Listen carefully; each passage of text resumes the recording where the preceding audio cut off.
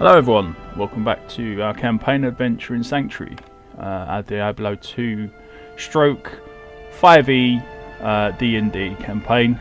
We are approaching our 32nd session today. We've got a interesting little introduction to another new player. You can see at the bottom of the screen. His name is Alaric, if I'm pronouncing that right. I'm sure we'll find out over time. But today we're obviously going to pick up with a quick recap as best as I can, and get you up to speed with what happened in the last session, and then we'll kick off as per usual for this session. So in our last session, it began with our group of adventurers resting back inside the rogue encampment, having just finished a well-needed long rest. During that time, the party became fully rested and do a little trading with Akara for some extremely valuable iron keys. Once ready to leave, the party quickly speak with Kasha and recruit Blaze back into their group once more, and she happily tags along with them. With nothing else left to do except wonder where Xerxes ever got to, the party head out via the waypoint back into the Black Marsh, where upon arrival the party explained to Blaze that Kester had been killed and she doesn't take the news too well. A short distance from the waypoint, the road splits and heads west towards the looming ruined tower. You can see inside what remains of the fortress built there. It's all shrouded in darkness though. Along the way it wouldn't be too long until the party encountered the guards of the derelict tower, the dreaded vile archers with their acidic arrows waiting outside. The battle commenced, and shortly after it did, a bright light flashed and filled the area, followed by what sounded like a loud thunderclap. Then suddenly the ground erupted in the middle of the courtyard as something unknown had just landed there, sending thick clouds of dirt and debris into the air. Following that was a short burst of cold energy, like a shockwave from the impact point, which was thrust outwards and sent most of the party and archers sprawling through the air uncontrollably, all except for a well-grounded Scarlet and the ever-immovable Dirty Gary. When dust settled enough and the lights died out, it was clear to see that the thing which impacted the ground with such a force it could throw people off their feet was actually a man. But the question now remained as to, was he a friend or a new foe? A brief chat between Scarlet and the man, who was to be known from here on as Crodus, was underway, given the situation had just turned very chaotic. Scarlet, being her usual self, took aim and fired her crossbow at Crodus as he sprinted for the Dark Tower's broken entrance, narrowly missing the calf of the big man as he ducks into safety. Meanwhile, the rest of the party begins to come round and recover from being thrown around like ragdolls. They find their feet and finish off the rest of the archers quickly, with the aid of Crodus this time, who offers his assistance in eradicating the enemy in this area. After the battle, a tense but required conversation was had, and the result of that was Crodus was now going to be joining as part of the party, as his goals seemed to align with theirs. As such, the party headed into the tower together, and finally down the steps into the cold stone basement of the building. It wasn't long until they met the tower's defenders, a group of corrupted rogues headed directly for them, weapons drawn and ready to kill the intruders. The battle started but was never finished, as we pick up right here in the midst of the fight.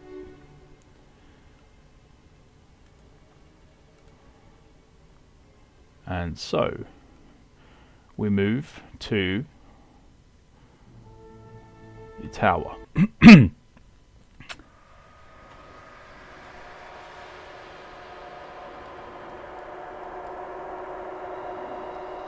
And as you can see, this is the current battle scene. There we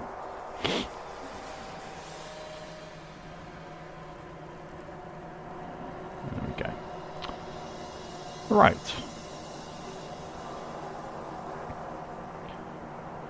If everyone wants to unmute, you can. If you want to talk amongst yourselves, I'm just working out a few bits that we need for the battle. We don't need session notes anymore. I need monsters. These are hunters. They're scary.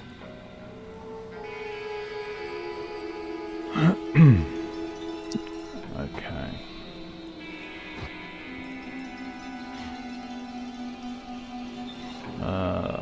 Yeah. Okay. So we've got the hunters, and we now need mercenaries because Blaze is with you.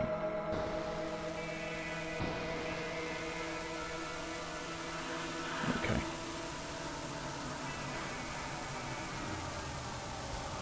Okay. So from the turn marker, then it looks like we've only done one round. And next to go will be our Dark Stalker. But by the looks of it, she's already died. Which means she can go. And that puts next in line would be you, Crodus. So, leading the charge against the horrors of these dark hunters that now surround you almost. What are you doing? Same as I did with the previous Dark Hunter. This one is gonna get a battle axe to the face. Yeah, okay.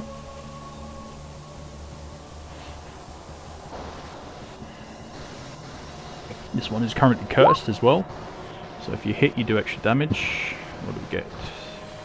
That's a 14.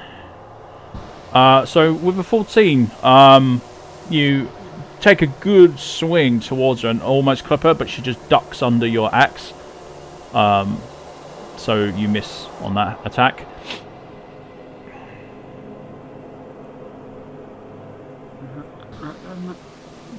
You've got your bonus section if you want to rage, or if you want to take another attack, because you've got a mace in your offhand, haven't you, I believe? Yeah. And I'll try a nice bit of macy face. Alright. Mace to the face, maybe. Let's go. Yep, absolutely. So you do aim for the neck area and it does collide. You do 6 points of damage. But she takes an extra 3 as the curse seems to just kind of, as you strike her, because she's under this curse, it seems to react with the blow that you've inflicted, and it starts to, instead of being like a cloud, it almost becomes like a spiky looking cloud, only for a moment, as it just seems to react to your impact on her. So that's another 3 on there. So she takes a total of 9 damage from that hit, and screams out in pain because that hurt.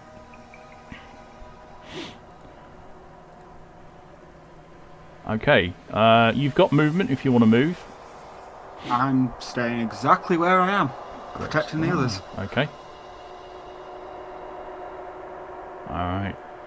Ophi, you're up next.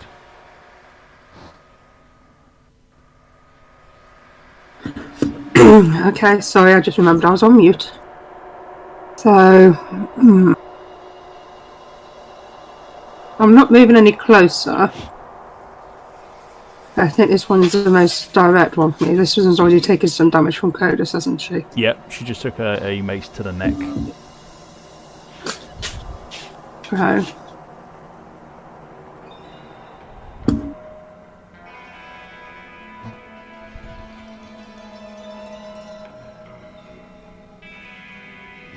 Okay. At the moment, I'm just going to go for Firebolt. because I'm mindful of the amount of spell points and slots and stuff I've got left. So, Firebolt, here we go. Oh.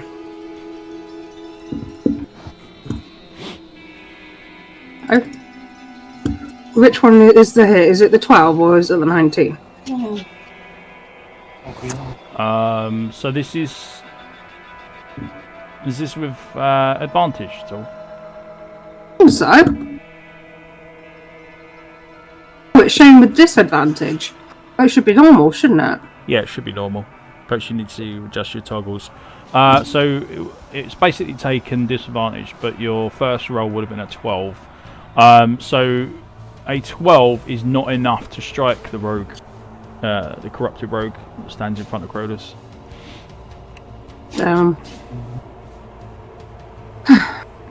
Typical. Okay.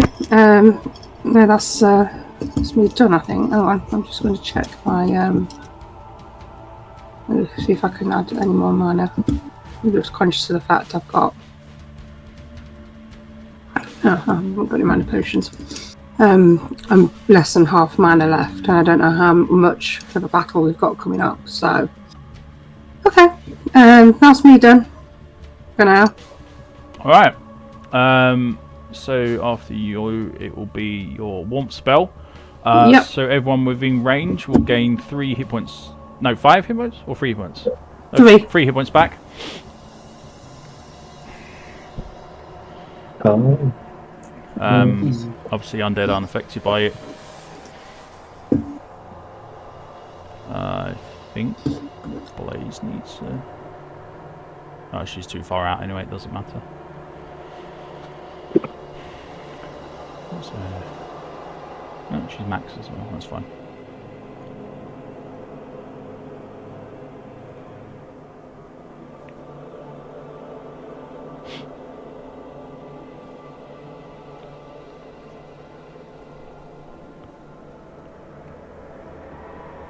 Okay. So yes, the warmth spell pulsates, and everyone that's around 5 foot from it manages to recover 3 hit points back. We move on to the cursed hunter that has taken the blow just now. She's going to try and return the favour back to you, Crodus. So we need, although she uses her sword. That's going to hit. So she picks out a spot on your body and just aims for it with her blade, cutting across your arm, your upper arm. On your left side, it's going to take 6 points of slashing damage as she cuts into you. And as she brings back the blade, she kind of looks at the blood-covered blade now and just takes a lick.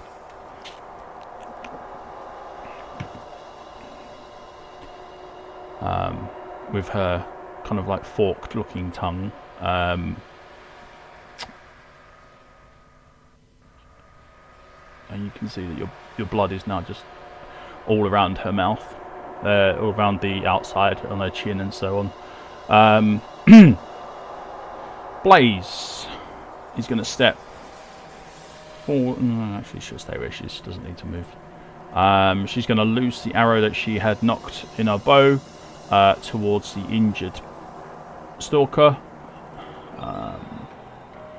We'll make it a fire arrow. So as she just before she fires, she ignites something on her wrist, and it links to the arrow, and it misses completely. Lands to the side of her and literally does nothing but shatter on the floor. So, drop that down 1. And she lets out a sigh, which I hope you can hear, but other than that, Scarlet, you're up.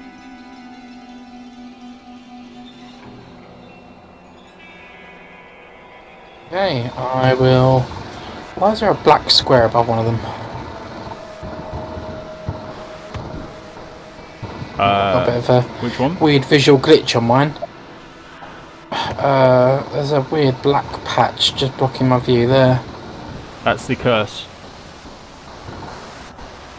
Oh right, it's not displaying properly for me. Okay, that's fine. I'll just moan and say, oh, how many more of my corrupted sisters do I need to defeat? And I'll point my crossbow at her and I'll say, be at peace now, sister, and I'll Go ahead. shoot her in the face. Mm-hmm. Be at peace, sister, now die. Fire arrow shot, power shot as well. Go ahead. Oh wow, that's low. Nope. So that just pings off of her shield. Does nothing. Falls to the floor. Yeah. I'll just follow up with another shot on it, so that's a -1 to hit. Mm-hmm. Not a fire arrow, just normal. 17 will go 16. through. Oh, 16. Yeah, even 16. That'll go through. This still counts as a physical, so I'm going to have her try to parry this, which she can do as it's a physical attack. So she's going to raise her shield, which will give her an extra point of AC, which pushes it up to 17. So this is going to be a glancing blow for you. So you're going to do 3 points of piercing and 1 point of fire. It'll be 2 points of fire because I've got my amulet as well. Okay, 2 points. Total. Yeah. And I'll follow it up with the final shot as well, so -3 to hit. Well, she is still cursed, so you are going to do the extra 3 on top of that. That's fine. Hold on a second. And yeah, so -3 to hit. So 20 to hit, dirty 20? Yeah, that's going to strike. 13. 6. And 2. 13. What's the 13? No, ignore the 13. That's the fire arrow. It's automatically rolling that for me. It shouldn't. Okay. Just a 6 and then another 4. So 6 piercing, 4 fire. All right. 4 fire. Yeah, because of the amulet. Is she still standing? She is, yes. Very burnt after the amulet and the damage that you've dealt, but other than that, yes, she is still standing. Right, we're going to power shot with the offhand, try and finish her off. -5 to hit. So actually you have to do a -3 as well, because that's another physical hit. Let's see, 15.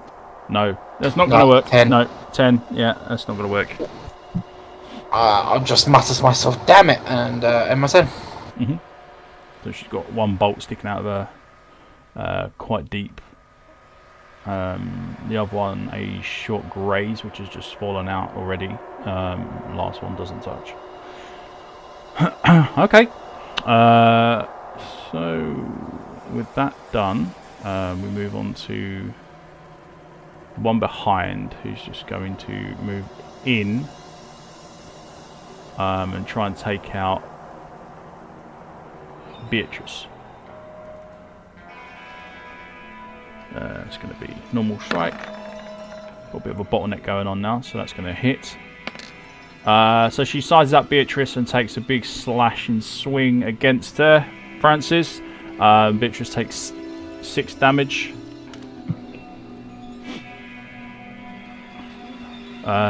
No blood for her to lap up on this one. And the next one is going to do the same thing. She can't get into any better position as such, and she can't get an advantage strike. That's a 12. What's their AC? 11. Yeah, that's going to hit. And that's another 5 points on Beatrice. So she's not looking too good right now.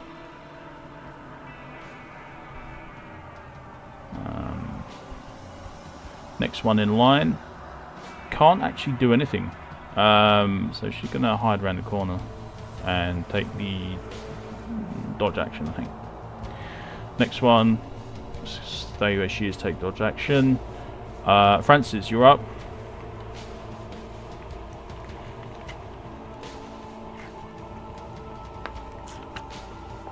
Beatrice just took 2 strikes and is almost gone. So, what I'm going to do is I'm going to. Oh, hang on. Let's see what I've got. Francis. I'm going to chuck a mana potion. Yep. From your belt, And yeah, from a Yeah, belt, and yeah. that's what is it? Do I roll? 2d4, yeah. 2d4. That's what I thought. Nice. 8. Brilliant. Where is Francis again? Thank you, Francis. And although I'm well below half. Bonus action. Then I'm going to cast. Oh Jesus, wept.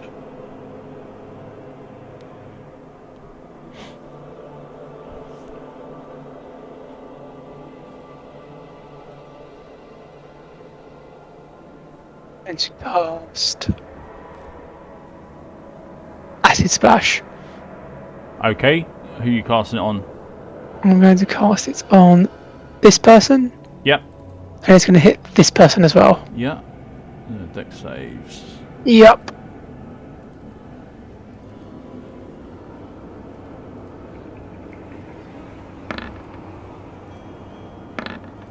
Two fails. As this is a critical fail, I'll add an extra 2 points onto the damage that they take. Brilliant. Just going to check the damage because I've forgotten it. On D6, that's it. 1d6, yeah. 5. Nice. So -5 to her, and 7 to her, who's not hurt until this point. Okay. And then Beatrice is going to make a valiant effort. But are you doing anything else for your main character? No, I've done everything I can for my main character. Right, the curse goes down then. Yep, so Beatrice is going to strike. Who's she going for? Going for the one that. Or is it 3? The first one that was just hit. So this one over One that here, was- yeah? One that, Yeah, the one that. yeah, she's going to aid one that wasn't Provis. hurt before. Yep, okay. Yeah. Mhm.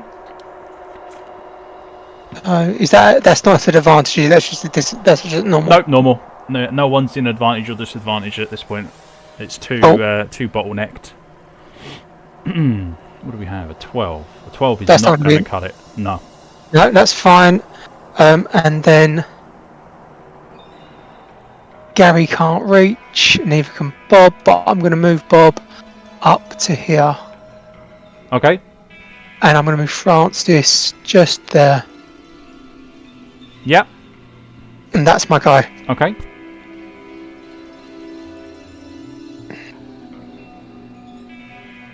Right, okay. Yep, that'll be my turn. So, turn 2. Okay.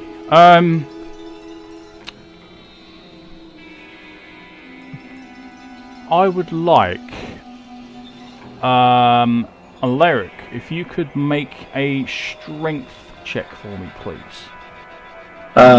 Strength check. Mm-hmm. So, So from your character sheet, just click on where it says the word strength. strength. There we go. Not bad. Hmm. Okay. That's going to be one pass. So, as you are just getting off of the back of the first round of combat, Crodus, as you are the closest at this point who can actually hear, you hear a thump come from to your right. So from this direction, you hear a loud thump. You don't know what. You look around quickly just to see what it is. You can't see anything visually. You can see the rest of the room. You cannot see anything that is moving or anything like that. And so you focus back on the combat that's going on at hand. Yeah. Alright, you're up. As it is your turn. Now you've got choice. If you wish, you may take this round to make a perception check to find out, or to try and find out more of an idea what that noise was and where it came from, or you can purely focus on your combat. I'm gonna rely on what the warrior instincts and just Combat it is. focus on the combat. Clear the enemies, deal with the sounds later. Good call. Alright, so in which case, roll your 2 hits. Yeah, and I'm going to make the attacks reckless as well. Okay. So not rage but reckless. Yep. Not rage, but reckless. Okay. That's fine.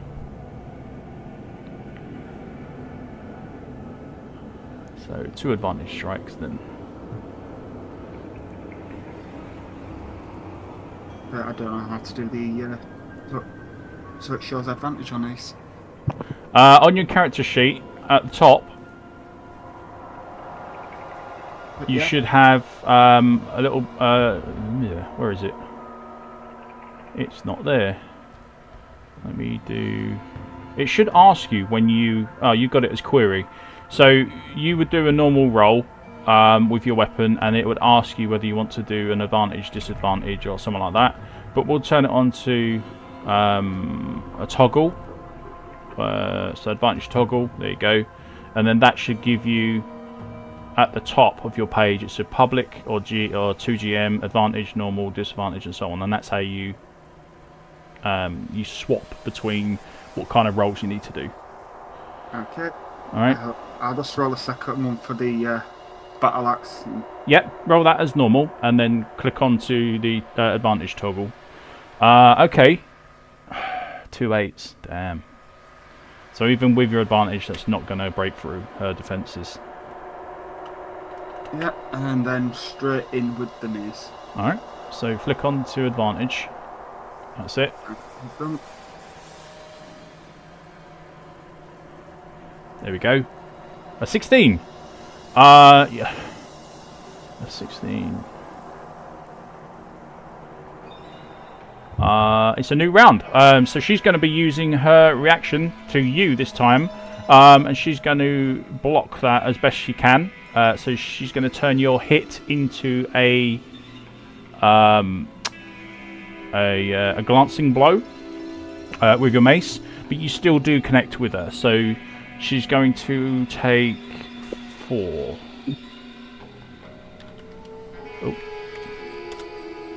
Oh.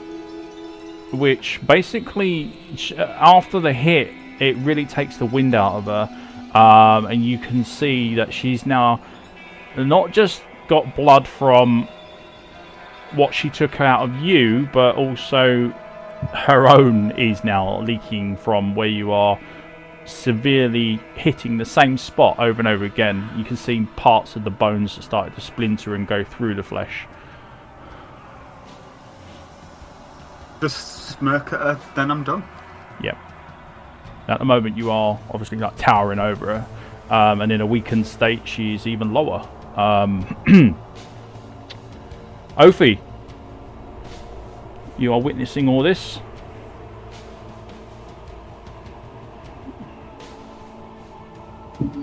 And I'm stood there with my mouth open, wondering what the hell's going off. Mm-hmm. I can't see another person yet, so all I'm seeing is movement in the shadows, and it's kind of catching me off guard. Mm-hmm. I'm looking around and I'm trying to find out what's going off, and I'm not coming back with anything that makes sense. I'm shouting to, well, I say shout. I'm scared to shout in case I get the attention of the affected rogues more, but I'm kind of gesturing to Scarlet and Blaze. I was like, did you see that? Did you see anything? I don't know if Blaze is responding back to me, but is Scarlet? Scarlet, did you see anything? Scarlet, Blaze does respond. She's like, oh yeah, I saw that. Wow, this guy's really good. I'm glad he's on our side. I didn't see anything. I was reloading. What? Did you not just do that? I was reloading. And my crossbow's empty. I've got to reload. We're in combat, Ophi. I've got more things to worry about than you seeing things. Me saying things, you can still see what's happened over there. Look at them. Ophi, focus. Eyes on the enemy. Yeah, exactly. Your eyes on the enemy. Look at the enemy. Look what's happening to them. Yeah. I'm just playing dumb, reloading my crossbow. I didn't see nothing. Alright, so I'm just going to keep going with the flow and responding, keeping my eye open for anything else that's moving around. And this guy, girl, woman, whatever, I'm going to go with for my a firebolt again. Okay. Because I daren't set anything bigger off, just in case. Wow. 20. Great. Yeah, that hits straight in. You see as the swirling fireball that you've released from your hand, although being a smaller version of the actual fireball, this is the bolt, it still has enough power behind it to burn through the chest. Literally burn a hole through. You can see through the person and out the other side. She goes down.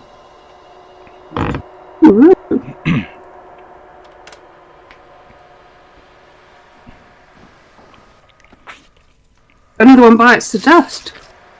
Indeed. What was she? That one. She was just about to go next as well. Okay, that's me done for this turn. Great. Yep. So she's a smouldering mess on the floor in front of Crodus. I'm sure. Yeah, yay! But I'm looking around. The shadows are still kind of taunting me at the moment. Yeah. Okay. Okay. So, warmth spell. I could top myself up. Yes. If that's going to be all you're doing, your warmth spell kicks in again. I should say 7. Giving some much needed health back. And then Blaze steps up and she's going to take a shot towards the only enemy that she can really see at this point, which is the one that's in front of Beatrice and has been trying to hack away at Beatrice. So she's going to try to help out as best she can.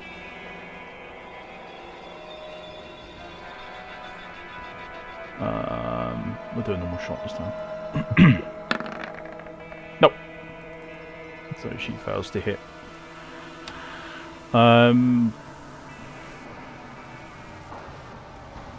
Again, not having much luck.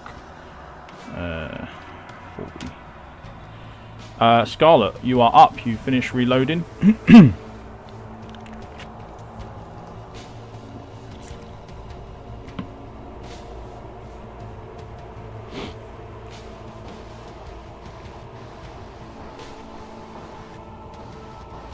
Scarlet.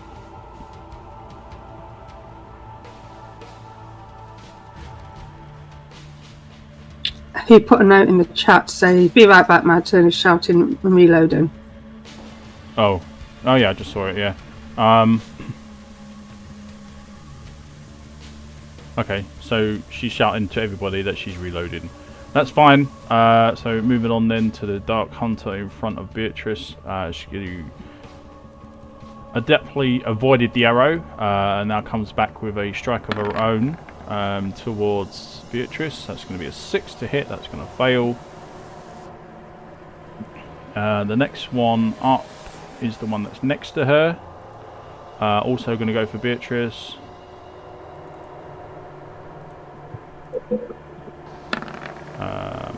That's a 20. That's going to hit for 7 points of slashing damage. That destroys Beatrice. Now, with her out the way, this one is going to move here. And the next stalker in line is going to move here.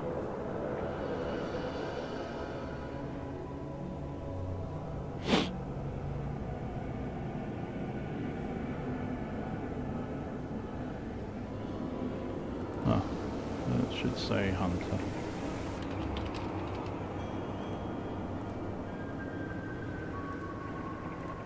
There we go.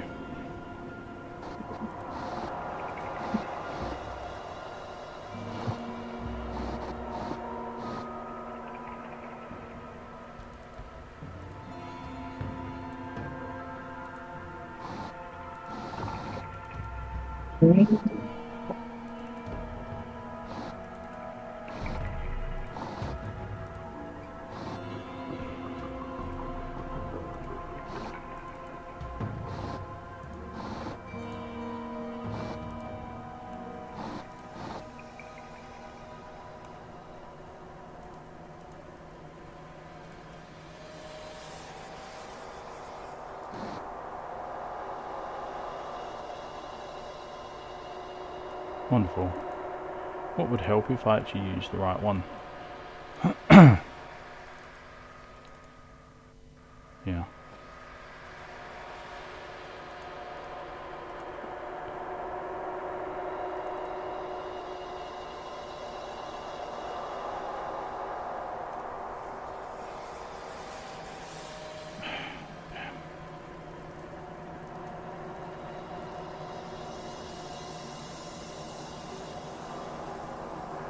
Let's move that away. So.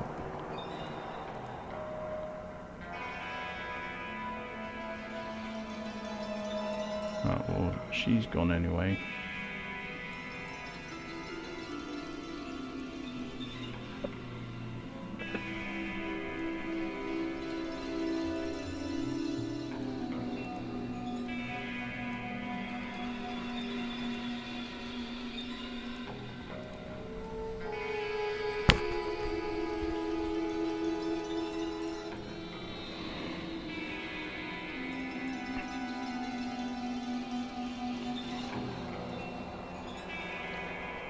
Okay. Well, that one is, yeah, that's fine.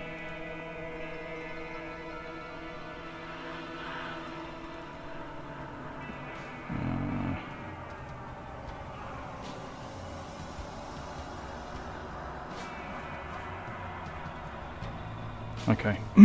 So, the next one in line to fight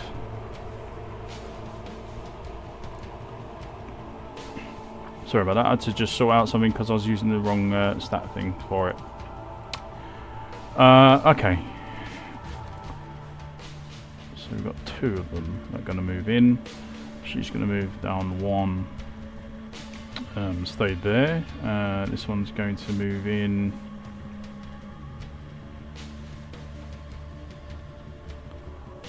I think. Did she attack? That's those two. Okay, so this one moves in and strikes at you, Crodus, as you are the only person that's left at this point, and because you are getting flanked by this one over here, she's going to get advantage, but she'll get advantage anyway because of your reckless attacking. So advantage, which will give her greater. So she's going to have 18, so that'd be a 20 total, but either way it doesn't matter. So she's going to deal 6 points of slashing damage again, as she rakes across the other arm with her blade.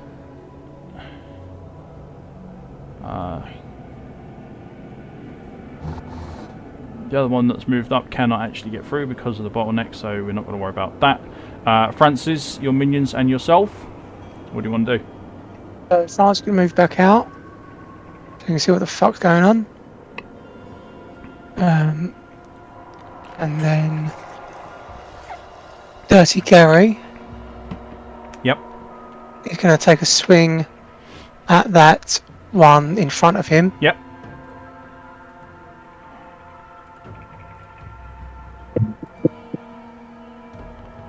15. That is enough to get a glancing blow on her. So she's going to take 3 points of blunt damage. The same with the other hand.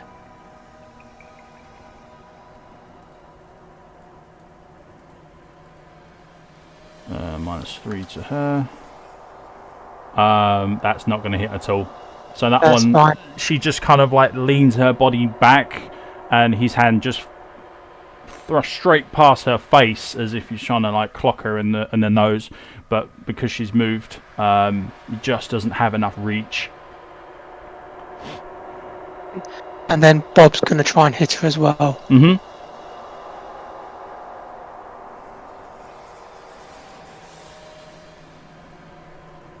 Very nice.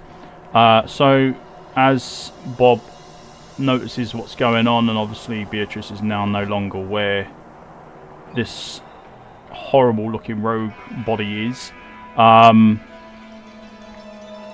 he sees her dodge the blow from Dirty Gary, but then brings his sword about to bear and stabs her basically as she rights herself, doing 2 points of slashing damage. Yep, so your minion's doing okay there. And what are you doing for your action? Attack again on her and her. Acid splash on both. Dex saves. 14 and 12. So I think the second one fails. She takes 5. Alright, 5 points of acid. Yeah, okay. And that will be my turn. That's you done. Okay.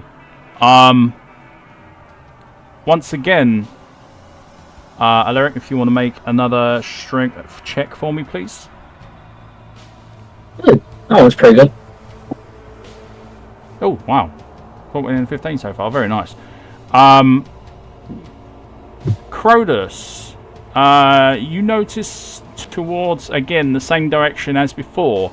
Only this time you can see, not only does there come another but stronger sounding thump from this side, you also see that there's a splinter of wood that basically flies off from over in this direction, and it comes from around this area here and lands towards where these bodies are, towards the right of that. Again, if you want to, as it's your turn, you may focus on the fight, or you may investigate as to what's going on and what you can hear. What do you want to do? Once again, I'm just gonna focus on the fight. Okay.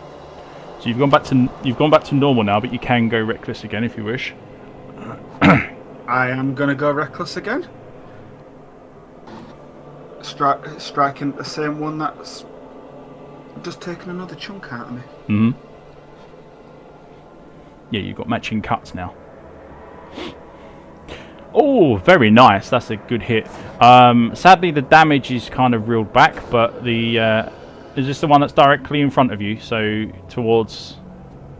Yeah, the one directly in front. Yeah, where you fell the last one. So that's going to be -4 to that. So the battle axe cuts in. And then you following up with a mace? I am indeed. Yep. Go ahead. The 12 is not going to land, I'm afraid. You end up swinging, but she just sidesteps slightly. And it just whizzes past her.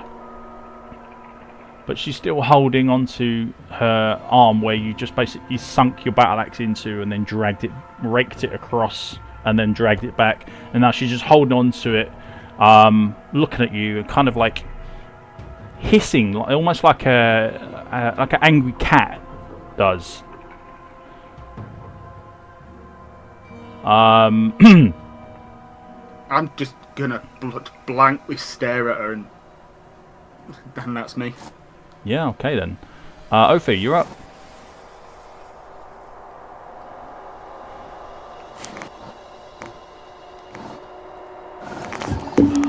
Ooh, I'm getting a bit livid here. I'm looking around and seeing things happening from the shadows, and it's actually making me very nervous. Mm-hmm. We've heard this place is supposed to be haunted, and I wasn't believing it until I came in, and now I'm seeing things coming out of the shadows. Now, they are working to our advantage, but still, it's leaving me feeling a little bit uneasy.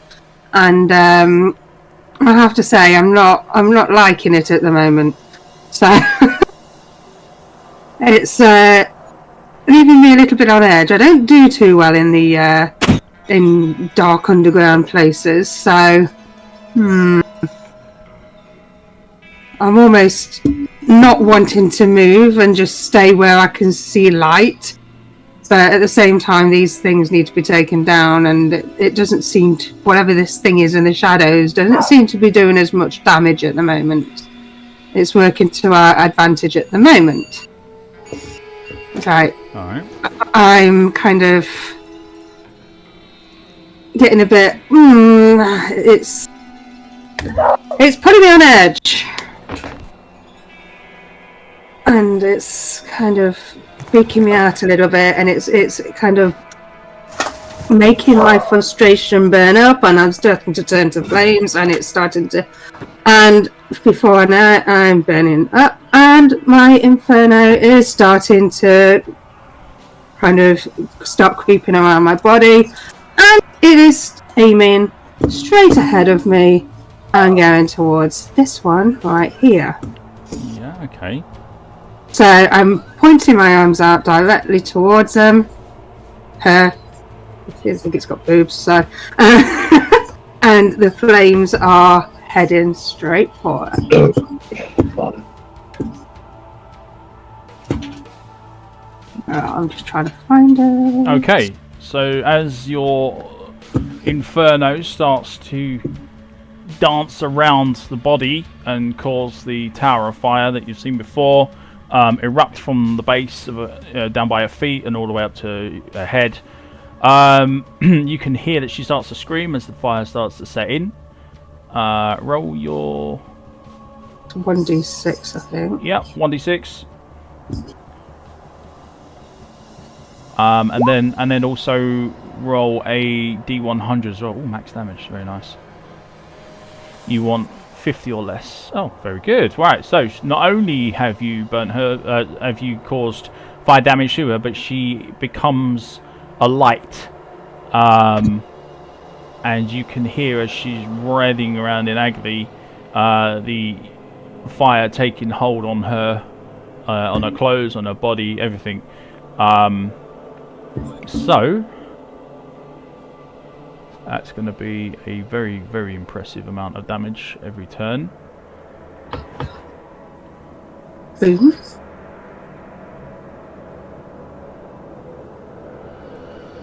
Okay. Yes, Wonderful. I feel a little bit better now, so that frustration has left me in the form of fire. So that's the one in front of Gary, was it? Yeah. Yeah. Okay. Let's see now. -6 for fire. And she's also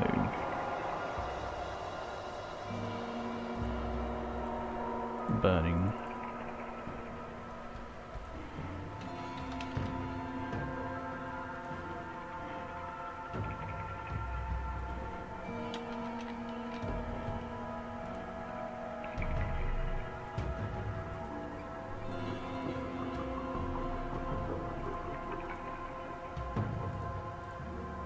Great. Okay.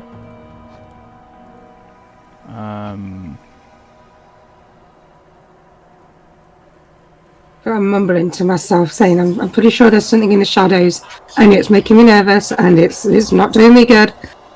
And you can still see the flames dancing around me, because obviously it doesn't burn me, but it's making me anxious, and it's playing on me. So whilst ever I'm in this state, these flames are still kind of circulating, as it were, just like they would do if somebody's like the like Crodus' veins would be if he was very ramped up and in rage. These flames are kind of moving their way around their body the same way as your blood would be if it was pumping. So, I'm riled up with flames. Yeah. Great stuff. All right. So, as you are burning away over there, and not actually suffering, the one that you've aimed your anger into is definitely suffering. So, if that's you done, then we're going to move on to your warmth, which is going to give you more healing. Yeah, I'm already at full health now. I don't know about everybody else, but that's me done. And then Blaze is going to try and sink an arrow into the one in front of Crodus. Normal shot again. God's sakes. So she's actually going to screw herself over here and take 4 points of piercing damage. Ouch. Just look to your side as you hear the twang on the bow and then the scream that follows after it. It isn't from down the hallway, it's right next to you, and that's Blaze hitting herself.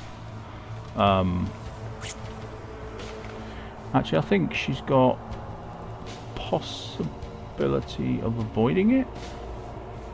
Oh, she does. Let's see if she makes it. Nope, she does definitely not make that.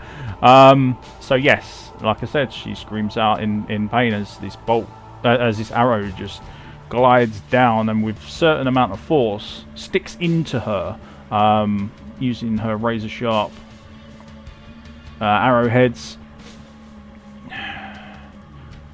Didn't remove the hit points. There we go. That's going to be her turn done. She can't do bugger all else. You know what? Actually, she's going to move around you, Ophi, and stand here so she can try and get some benefit of the healing.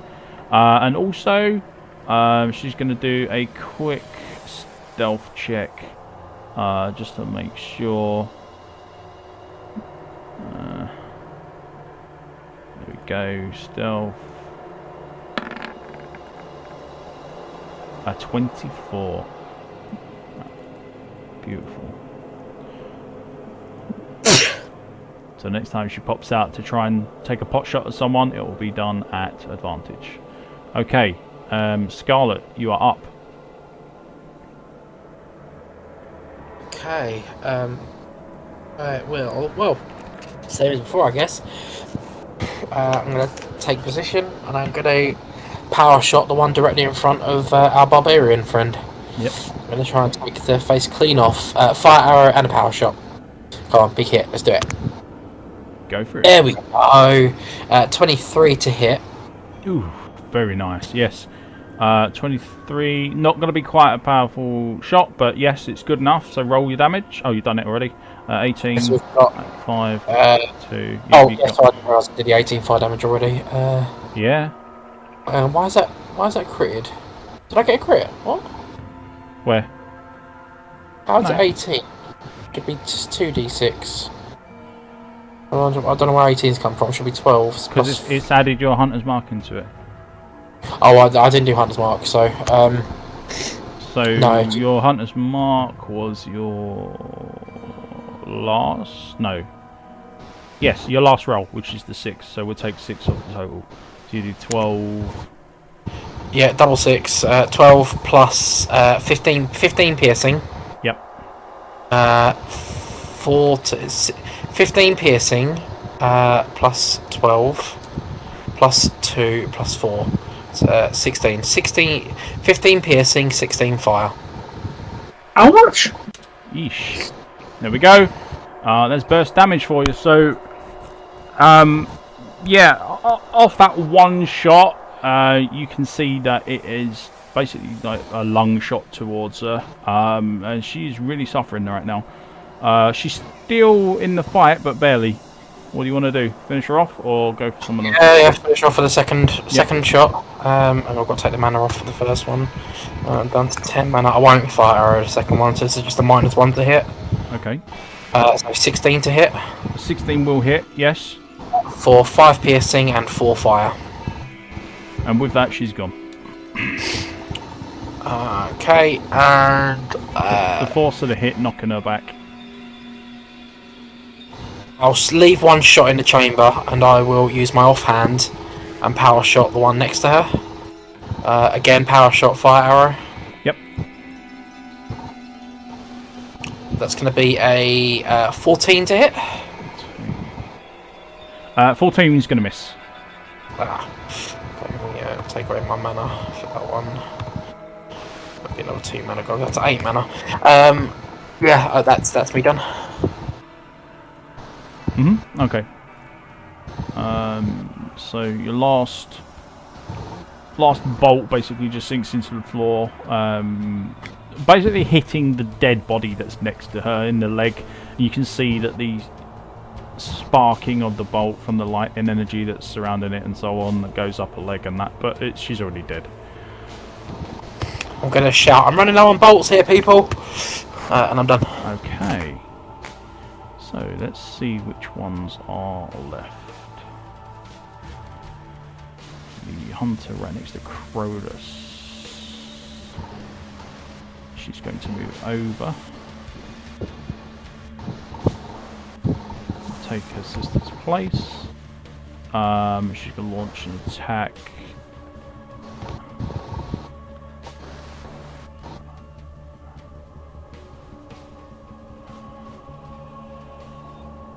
Okay, Crodus, which way would you be facing? Would you be facing your current threat or the one that's just appeared? Probably always my current threat. So that would be your one to your right now, because the other one died. So she's moved in to take a place, so she's now flanking you, this one here, and this is where your focus is on, so she can't get any advantage attacks. So with that then, well, it's advantage anyway, so it's going to be advantage +2. Let's see what we get. 21. Yeah, that's going to hit.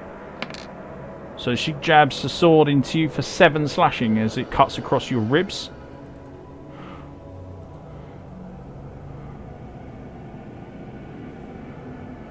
Are you sure you don't want to rage? Got my turn yet. This is true.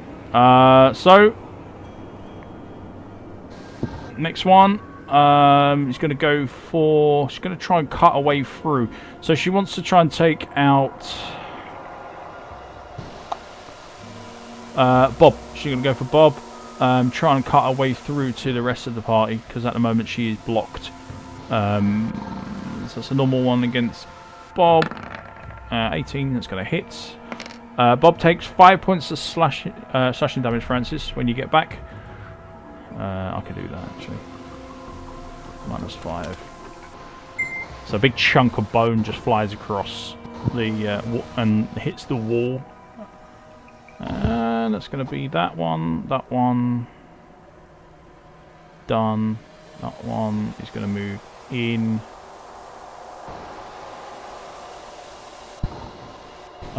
She's going to go for you, Crodus, as you are the closest and the only person that she can actually hit. So that's a 22. And you take 8 points of slashing damage.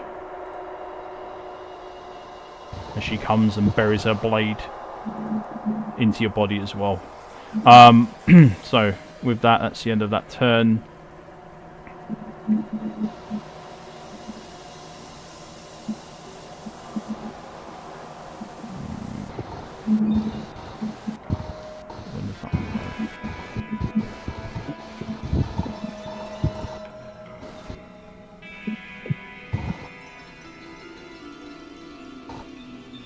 She has to take.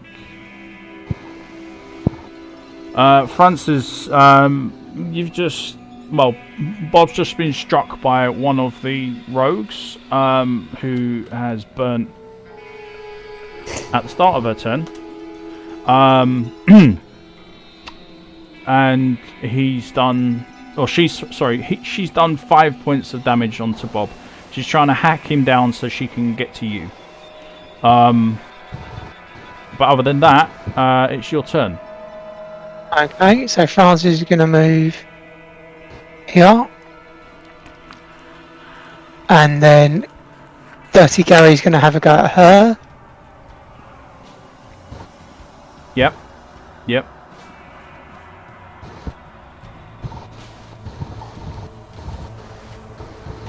I'm going to try again.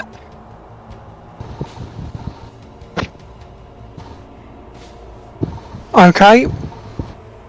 12 and 12. That's going to miss both times. I hate roll 20. Bob's going to have a go. Yeah. Nope. Oh my fuck. Even worse. And then I'm going to cast. Oh. Is she hurt, this one? Which one? The one that's the one that's next to Bob and Gary is actually on fire. On fire. Yeah. Okay.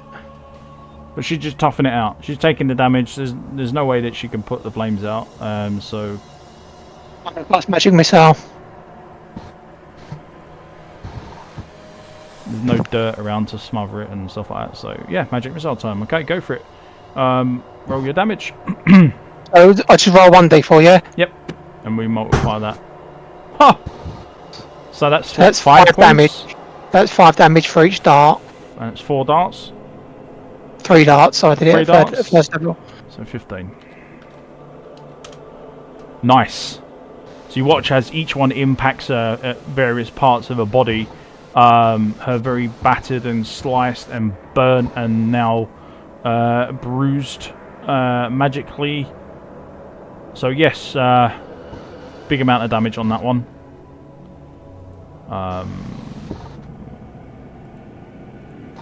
Back here. Yeah. Okay. Yeah, that's fine.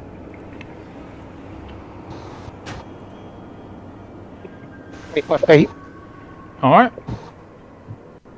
Is that you done? That's my turn. Yeah, that's me done. Okay, so on to turn 4. Alaric, strength Yeah. check, please. 10. That's enough. So, with the final dart hitting into this rogue over here from the magic attack from Francis, again, Cronus, you looked as you hear a almighty whack come from this direction, and you see that half of the lid of this coffin has now split, and it is starting to be opened from the hinges from one side.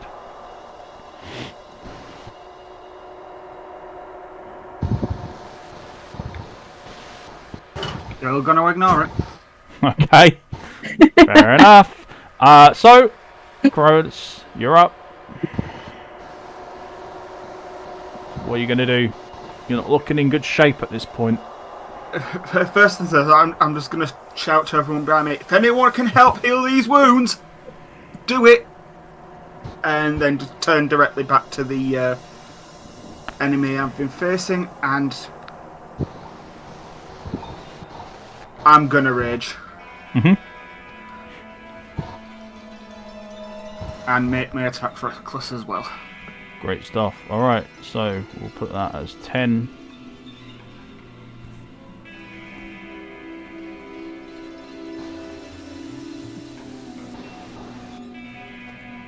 Can't see it.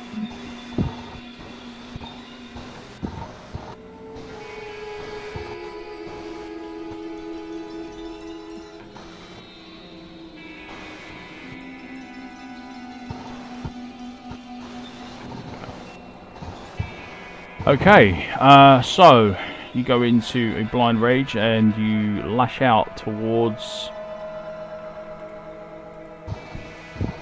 one of your enemies. So that one there. You do 4 points of slashing damage plus whatever you do for your rage, which I think is an extra 2. Is it? It is an 2, yeah.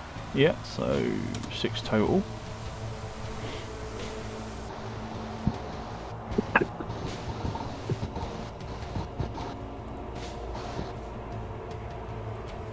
And obviously you only get one attack as you are using your battle axe. and using your bonus action to rage. So we move on to Ophi quite quickly. Ophi. I'm freaking out now.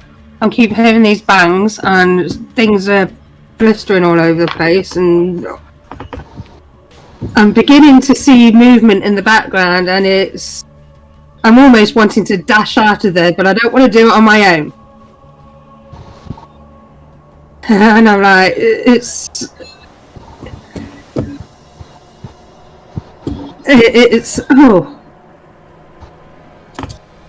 but this fire is still dancing over me, and my nerves are getting the better of me. So Inferno is coming out again. This fire has got to go somewhere. It's creeping, and I've already got this one on fire, so I'm going to go for this one. Yeah. Okay. Might as well make use of this fire because I can't think of anything else other than to use it and get it out of me. So if you do set her alight again, it becomes immolation, and then you'll basically get double the effect each turn.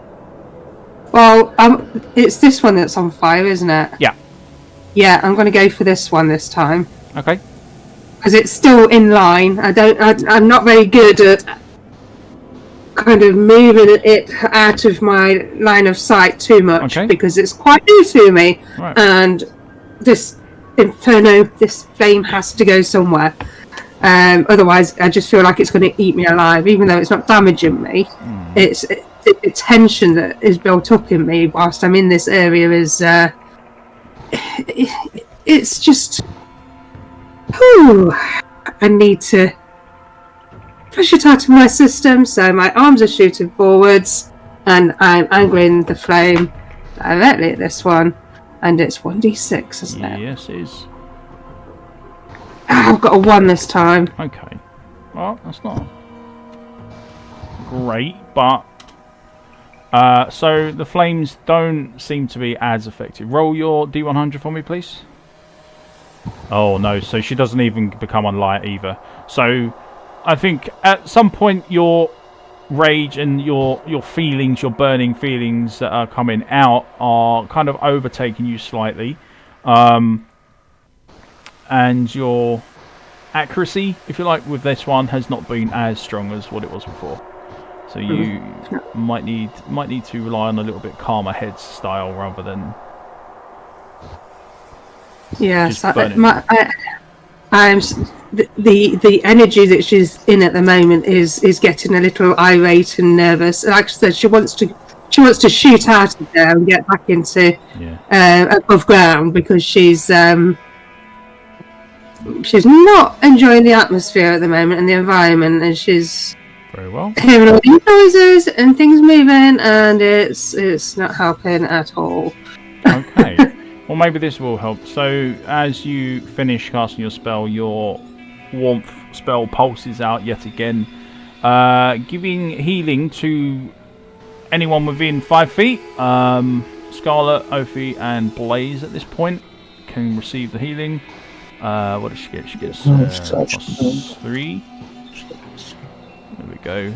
So she's back up to almost. And if Crodus needs some healing, I suggest he needs to get closer to my little orb whilst it still has some turns left. Very well. So Blaze is going to using her stealth that she's already in now. She's going to move back around to about.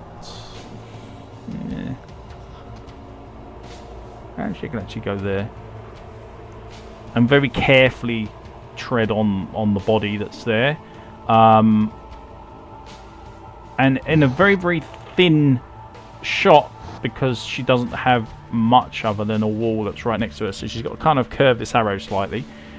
She's going to attack the stalker that's in front of Crodus, that he's attacking at this point. So, hopes if I get the right thing. She's going to ignite the arrow. She's an unseen attacker, so That'll do it.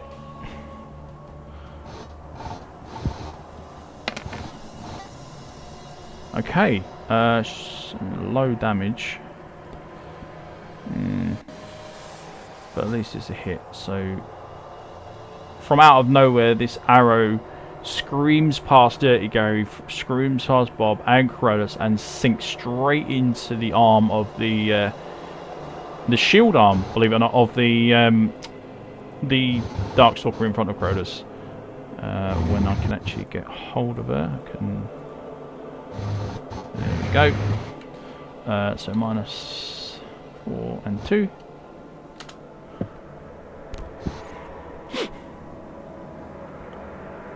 Okay.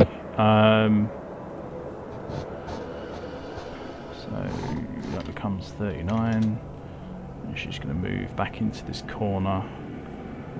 And for the time being, she's going to employ these kind of tactics. So we're going to do a quick stealth check for her. See if she can go back in. Yep, easily. So you see how Blaze is just kind of like blended in, almost like using the banner there to hide herself in a way. Like, you know, the kind of hiding behind the curtains, Ophi.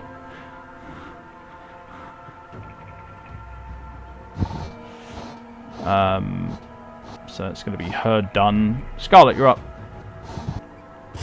Alright, well, wasted no time. I'm going to take my shot at the one in front of the Cronus.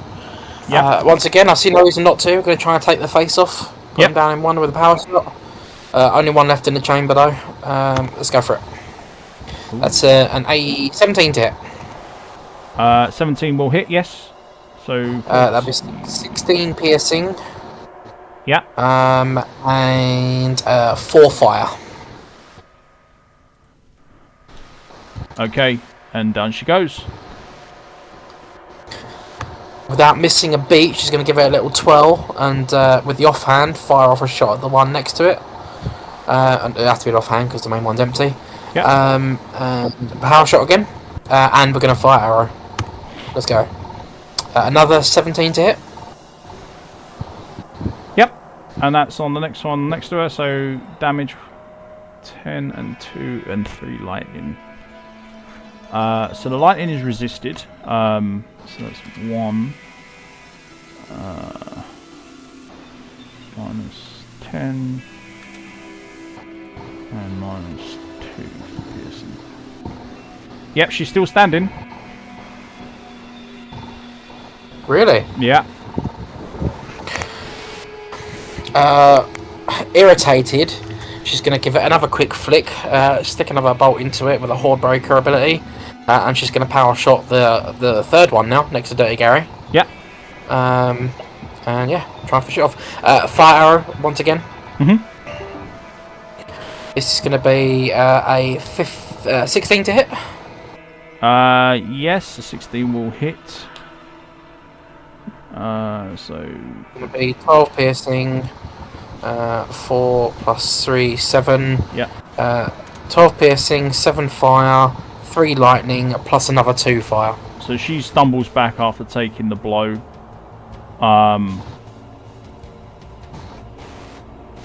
Let's move that out of the way. The trouble is with this is where everyone's. I'm going to shout, running out of mana here, people! Here we go. Okay. So yeah, another one goes down, stumbles backwards slightly before falling. Leaving only one left. So that one's gone, that one is gone, that one's gone. I'll just... I'll Yep. sort of say a quiet prayer for my sisters to rest now. Yeah, and just end my turn. Okay, so that leaves the only one left. And she's going to let out a very loud gulp as she looks around and sees all her sisters on the floor. And then, screaming like an absolute mad woman, she's going to direct her focus onto you, Crodus, and try and take you down. You went rage, you didn't do reckless, so it's normal. That's a 16 to hit. That does hit. That does beat it. So you take 3 points of slashing damage as she's furiously lashing out as many times as she can to try and hit you, and then eventually she does manage to actually do so.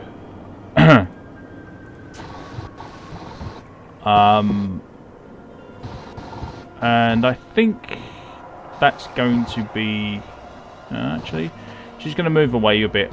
So if you wish, you may attempt to strike her with your reaction, or you can leave her. I'm gonna try and take her out. Yeah.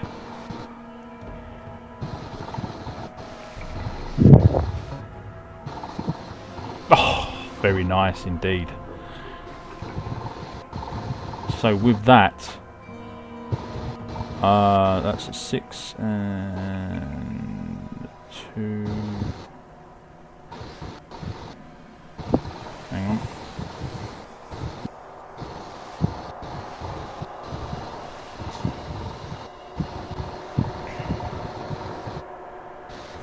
What's that? D6 plus 3, yeah, for your strength. And then D6. Ah, okay. I need to set that up for you. So you're using a D6 weapon. So you actually do 6, 12, 14 points of slashing damage as she tries to slink away as best she can. But you are like, nope, it's not happening. So that's your crit, but don't you have extra damage on top of that with your rage? So you do an extra 2 points. Yeah, an extra 2. Yeah. So, as she moves away, you're not in the best of moods after the way that you've been treated by her and her sisters. And sink the battle axe straight into her as she tries to duck away. Letting out another yelp in pain. She does still manage to survive the attack, and she's going to head towards here. And when she gets over here, she's just going to basically prostrate herself, drop to her knees. And she can't believe that she's lost everyone that was in her squad, and that's all that's left is just her. She knows there's no way that she's going to escape this, so she just kind of accepted it and wants to offer a few prayers before the inevitable happens. So, Francis, bring up the rear of the round. You can see that the final rogue has turned and fled, but what are you doing? Are you giving chase? What I'm going to do is I'm going to dispel Bob and move into his place. Okay. I'm going to make Bob again here. Yep. Right, so... Oh, right, okay, so you're making a fresh Bob. That's fine. So we can get rid of... Let's move you there. And get rid of this one. I can't grab it. Move that on over. There we go. So he's gone. Put you there, put you there, put you there. And the fresh one is 15. Yep. So you've got a fresh mound of bones and armor and weapons just forming right in front of your body, as the other body from the rogue just basically turns into a bloody mess and is used for construction of your minion. And then I'm going to move 30 Gary through him up to there. Yeah, okay.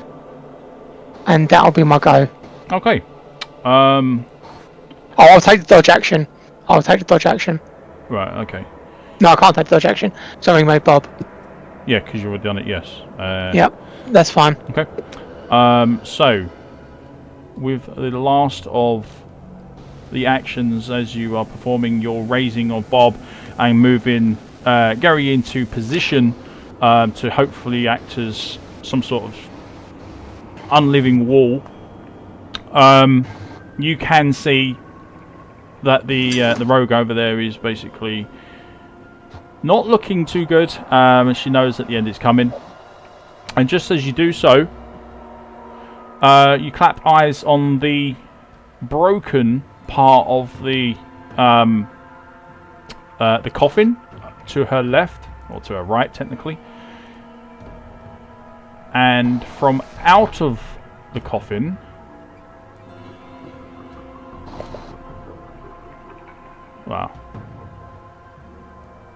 sits up a oddly dressed looking person. You can see that they are wearing very dark colour clothing. They do seem to be my crossbows out. equipped. You can't see anything at the moment, Scarlet. They do seem to be equipped, and they are sitting up and pushing off the lid. The lid lands on the floor, and they're just looking around at the moment. Alaric, this is your time to shine. How do you introduce yourself to the party? What do you do after they've just woken you up? What one of you bastards thought it was a good idea to close the coffin? Who's talking? Alaric von Silvera. Hold on, I can hear you, I can't see you. 5, 10. Excuse me, Bob, you disgusting piece of meat. Right, I put my crossbows at him. I advise you to put them down. You've got 5 seconds to tell me who you are, why you're in that coffin, and why I shouldn't shoot you. I'm Alaric von Silvera. I just woke up here because you fucking woke me up! 3 seconds. You need to be there, Scarlet. Huh? You need to be there. You can't walk on the other side of that wall. Can I go over to... Can I walk over to Scarlet? Yeah, you can. Bomb. It's your turn. Bomb. Bomb. Oh! In that case, I'll put a knife to her throat. If you want to fight, it will be ill-advised. However, I will not mind putting you flat on your ass. You strange person. And then, gonna ready an action to, stab her if she does anything I don't like. Okay. Guys, Yeah. little help? I hear voices. What's going on? He's got a knife. Who of them? Are we still in combat? Yeah, this is still combat, yeah. I'm just going to point my crossbow directly, point blank into his chest. If he does anything with that knife, I'm just going to fire both bolts directly into him. So we're just sort of at a bit of a standoff here. You know, you could cut my throat, but I'll gut you like a fish. I'll be faster. Okay. I wouldn't be so sure. Alright, so getting back to the order of things, Crodus, you've now seen all this going on. What's your reaction, your initial reaction to all this? There's still an enemy in the area, and now you've got one who's just basically leapt out of the broken coffin that you could hear being chipped away earlier on, and has now pretty much taken one of your party prisoner. I'm still in a rage. I'm going after the thing that tried to gut me. Yeah, okay, so she's not getting off the hook that easy. Fair enough. Let's change you down to 9.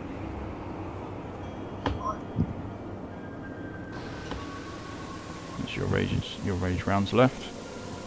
Yeah. So she's basically prone in front of you, and you are using a melee weapon. So you get advantage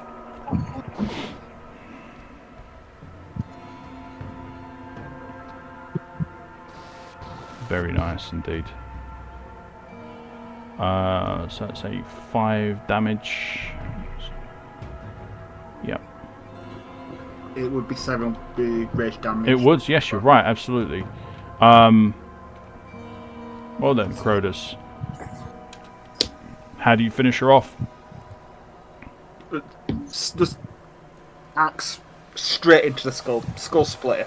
Oh, very nice, very gory. So she waits for a moment as you are basically propping her body up with your axe, and then when you kind of like wriggle it free, and you can just see the amount of damage and the blood and gore that's ever, you can see that everything has just been cut in half, and her head literally just falls in half like a split melon, and the body falls backwards onto this pile here and adds to the bodies.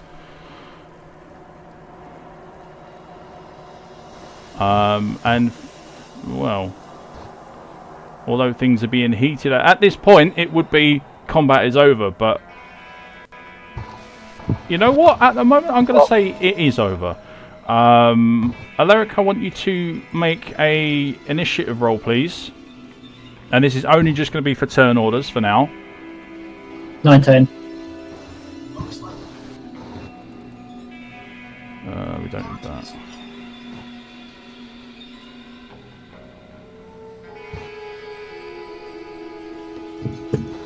I'm tied with Corodas.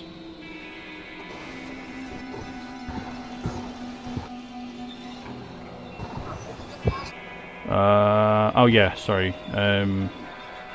What I need you to do, I'll add you into now, but in future what you need to do is click on your token first and then do your initiative, and it'll add you to the turn order. Oh, sorry. Alright, it's alright. So what I'll do is, because you've got better dex than Crodus, you will be going first. But as we are already past your turn, and it's Crodus' turn, it now falls to Ophi. Oh, I'm going to get where I can see, because all I can hear is conversation and squealing at the moment. So yeah, there seems to be an intense conversation going on between Scarlet and this newcomer that you haven't actually seen yet. And as you round the corner, Ophi, you can see that there is a dark-robed figure. Oh, 30. Where did he come from? Holding a knife. Yeah. Well, from what you can see, it's a he. Yeah. And the voice as well definitely sounds like a male's voice. But you can now see the commotion that's kicking off, and Scarlet has a blade up to her throat. I have a flame in my hand, and I'm not afraid to use it. Identify yourself. Alaric von Silvera for the 3rd time.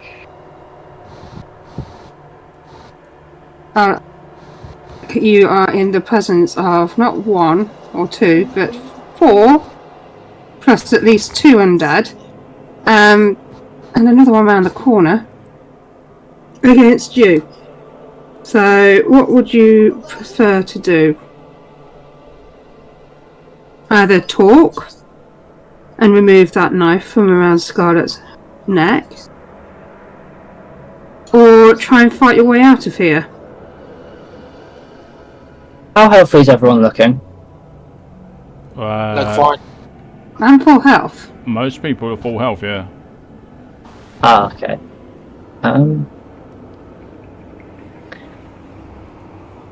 I would much rather not have to get my blades dirty.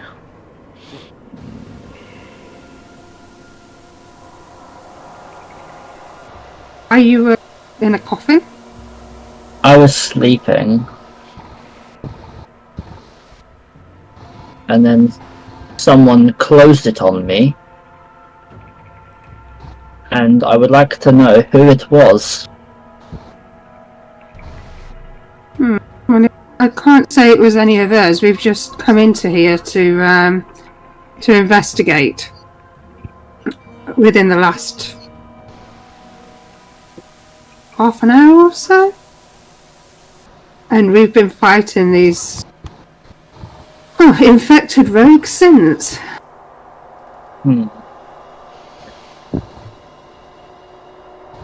Interesting.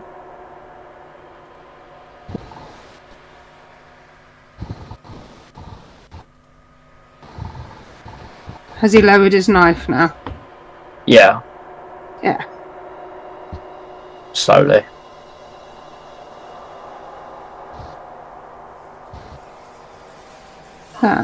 Everybody's weapons lowers. I've put my flame down. I've calmed a lot more. My flames aren't bursting around me. I'm just taking a look around the area. I don't see anything else that's ready to jump out at us at the moment. I do see a lot of things that we can loot. You made a wise choice, Alaric. You see my friend over there, the guy in the robes? He's a necromancer. If I had to kill you, I'd get him to raise you, and I'd kill you again. Didn't do it. More likely he would need to raise you in this instance, but okay then. I wouldn't do that either. France, you're supposed to be on my side! I'm on your side. You don't want to come back. I like this one. I'll sheath my crossbows. I'll holster them. Yes, he's got a way about him. Don't trust his undead minions, though. They stink up the place. Worse than you do. Why were you in a coffin again? How did you get in the coffin? I was sleeping.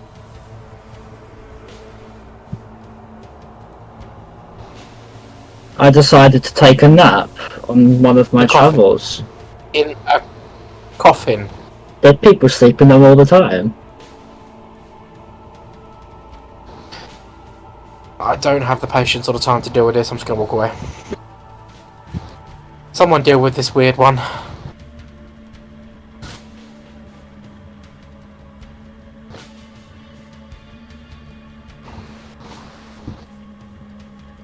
I'm just do I know staring at anything them. about these other coffins, DM, as I'm walking away? Are any of the others moving or looking occupied? From what you can see, no. They are all empty. They've got no lids on them whatsoever. It's only that one that had a lid on it. Oh, okay. Fine.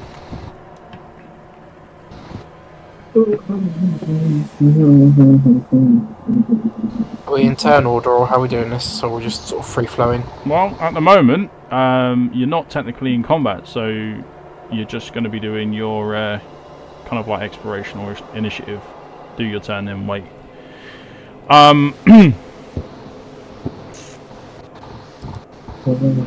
Okay. Well, Francis is BRB, so that's fine.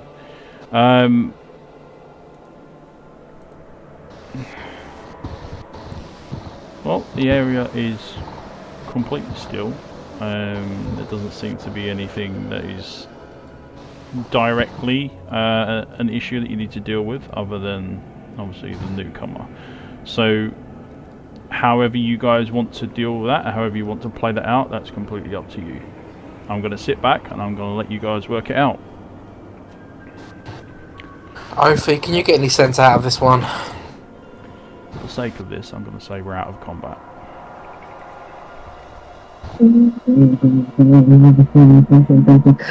Why are you leaving it to me? He's dark.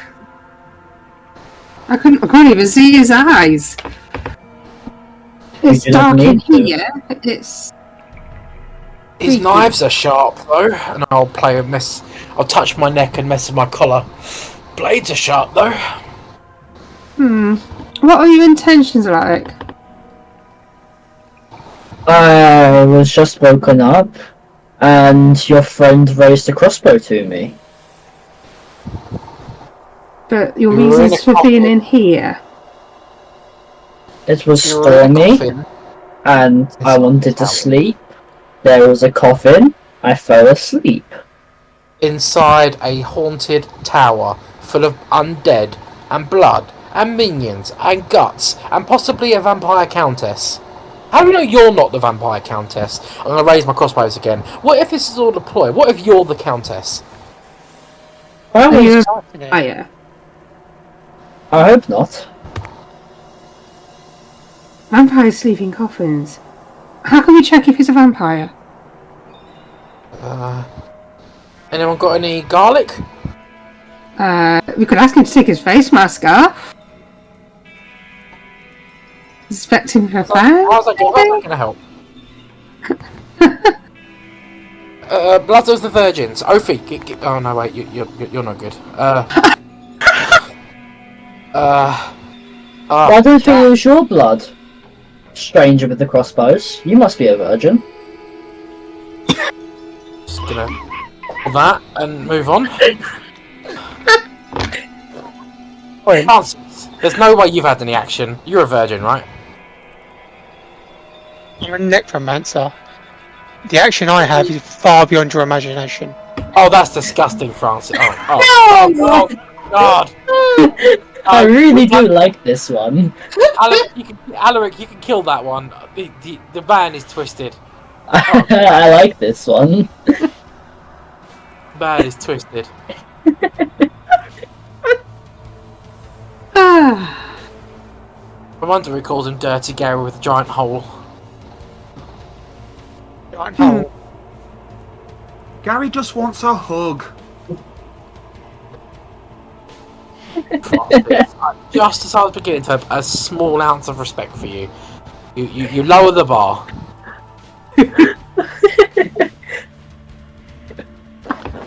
You lower the bar so far, you make it subterranean. well, we are underground. I wasn't being literal, Ophi. We're underground? Yeah, we're like the basement of a tower. Oh. Alaric, how long have you been asleep in that coffin for? How am I supposed to fucking know? Otis? Muscle Man, any thoughts? Kind of dealing with all these wounds at the moment. Ah, you look fine. Ophi, patch him up. The lady with the crossbow is clearly quite blind. I'm going to walk over to Crodus and give him one of my healing potions. Careful, Alright, it could be okay. blood. It's a minor one, 2d4. It could be Let me blood, try that. Crodus. He's a vampire, don't drink it. Gonna slowly walk 2d4. over to Scarlet Blood. and hug her. Uh-oh. I rolled for the healing. Great. Or is he not drinking it? Yeah, 6. I'm not in a position to argue not to drink it. Fair enough.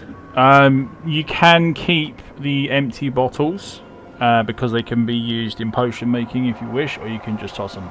If you keep them, Keep them, keep them. then they take. You can't keep them on your belt anymore. They have to go into your bag. So it does take up inventory slots.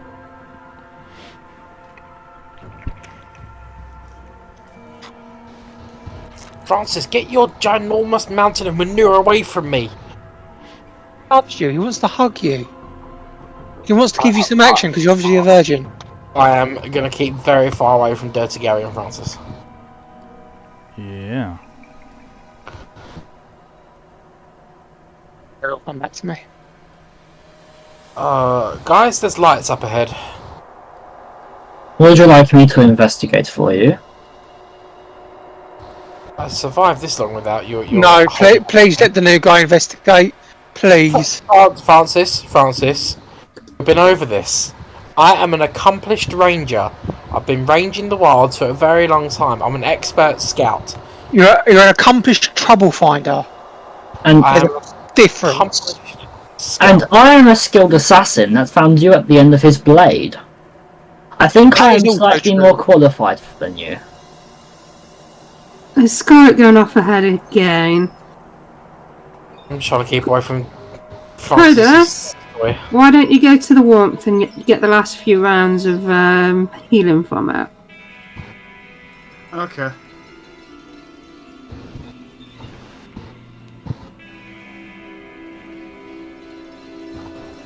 Excuse me, Francis. Um, I think it's just been expired. It has. Yeah, that had run out ages ago. Yeah. I'm going to go forwards and investigate a bit further. Okay. Can I stealth it? Yes, you can. You stealth up. Give me a stealth roll.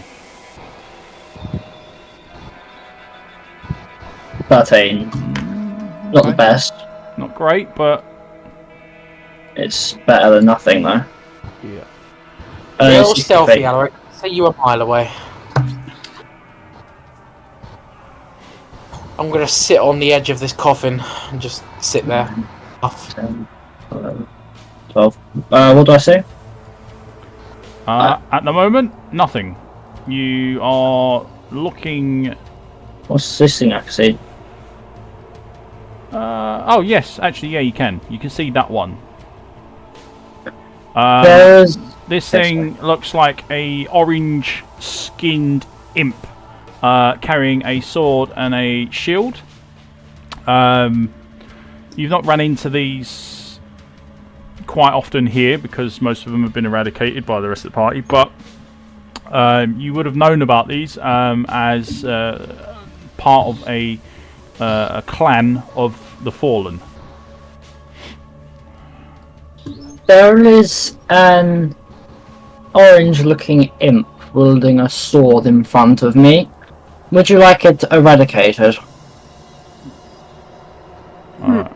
Given the distance that you are away from the rest of your party, you've now just broken your stealth. Oh. Guys, there's an imp! Do you want me to kill it? It's another one like Scarlet. It's another one like Scarlet, for fuck's sake. Bart just had his hands in his head in his hands, and straight his tears are coming out. I'm just sitting on the edge of this coffin, sighing. And then he just shouts, "From now on, Gary Scouts!" Gary Scouts. Yeah, send the golem first. We might have better chance of being stealthy. Hard stealth. Okay, are we looting before we go any further, guys? Yeah, I'm gonna go around and retrieve as many bolts as I can retrieve. So once again, foot on the body, yank out the bolt.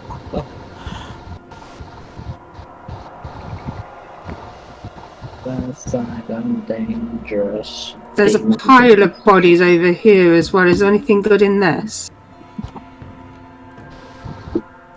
I don't want to know why there's a pile of bodies there. No, me neither, but... Maybe Scarlet may be able to have her way with one of them. Oh, No, that sounds more like Francis' gig than mine. are you resurrecting anyone, Francis? No, I'm going to keep it just to 2 minions at the moment. My mana's really low. Yeah, my man is getting quite low. Are we going to have a loot on this party up here as well? Might as well. Hold on.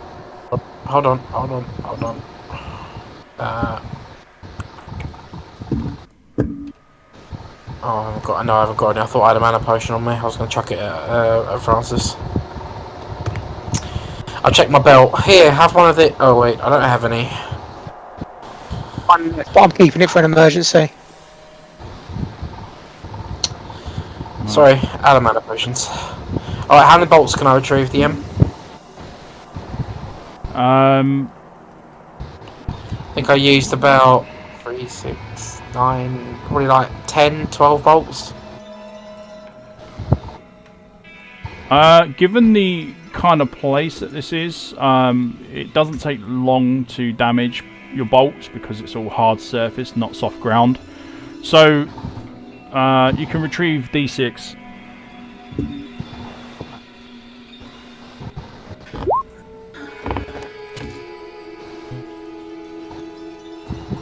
And the rest are all broken and no good. Oh, it's not bad. 5, yeah. Well, you hear sort of a few bodies and gristle and blood spurt as I'm pulling out these bolts.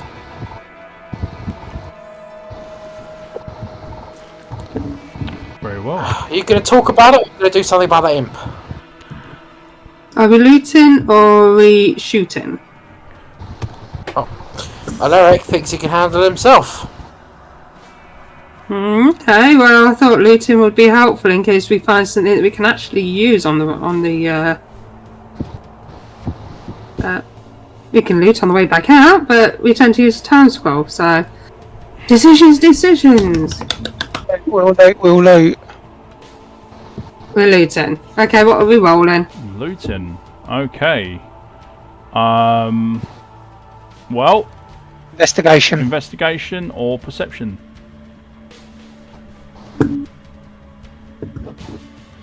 And only 3 of you can do it, so I can't. I'm retrieving bolts. So 14.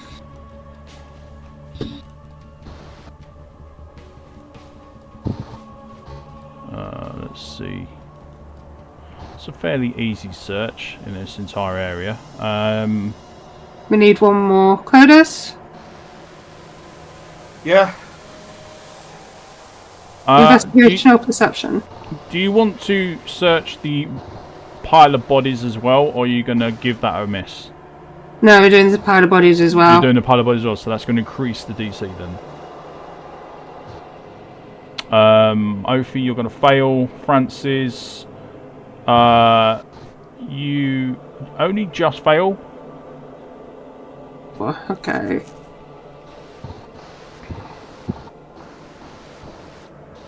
I need a third roll if anyone else is taking part. Obviously, Scarlet's busy looking for her arrows at this point. A bolt, sorry. So what we got? 1, 2. So we need. Alaric's too far away. So really, that's only going to leave Crodus. What roll am I making? So you either make a perception roll or an investigation roll. I'll do a perception. Yeah. You get to pick. No. So no successes whatsoever. So nothing is found bar the usual equipment that the rogues carry, which is a short sword and a small shield each. They also have, I believe, I'll have a quick look, some other equipment. They have leather armour, leather gloves and leather boots. So you can always take those if you wish.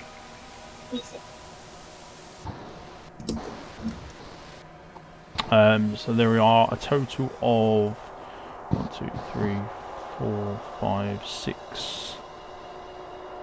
6 short swords, 6 small shields, 6 sets of leather armor, 6 sets of leather boots, and leather gloves.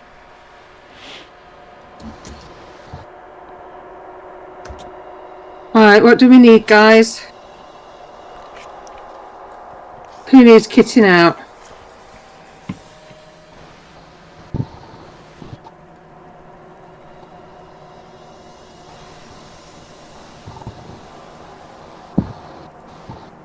Responses or answers on a postcard? I'm sorry, Ophi, I'm just retrieving my last bolt. What were you asking? How's everybody for armor, swords and shields? Do we need anything? Well, bearing in mind I use these girls here, and I'll tap my crossbows, I'm pretty sure I don't need swords. But you, by all means, I can certainly need to... I'm fine. At the moment. So, do we want to take any of this? I think we should take it just to be on the safe side. Case it's dash.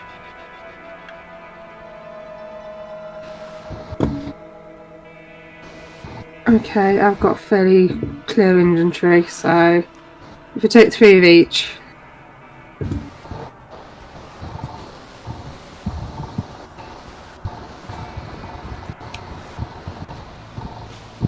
Alaric, what's that imp doing? What's it doing? They're idle at the moment. They're not showing any any signs of noticing Alaric over there. Despite his pretty poor attempts at stealth, he's actually managing to fool them pretty well. Okay. They are being about as active as Scarlet is sexually. Still not very at all. This is gonna get old really fast. I'm gonna sigh.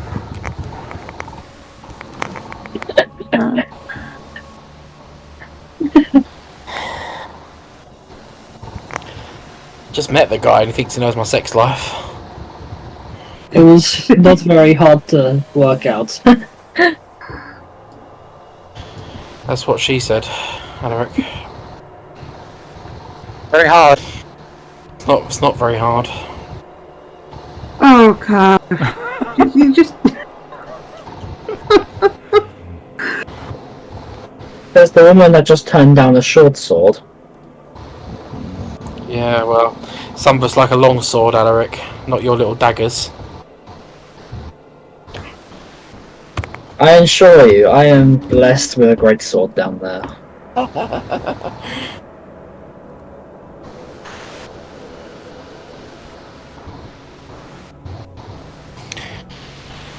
Okay, well I'm rearmed, I'm reloaded. Right, we're going to stand around talking all day, we're going to deal with this countess. Alright, so now that there's people nearby me... Blades. Kodak.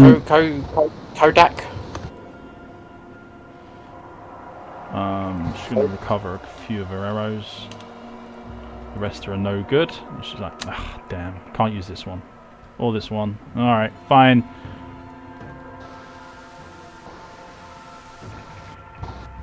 Let's have a look then. If it's all the same, this place gives me the creep. I'd rather get out of here. People hiding in coffins. I was sleeping. If you don't get your act together, I'll put you right back in one permanently. No, I don't think you will.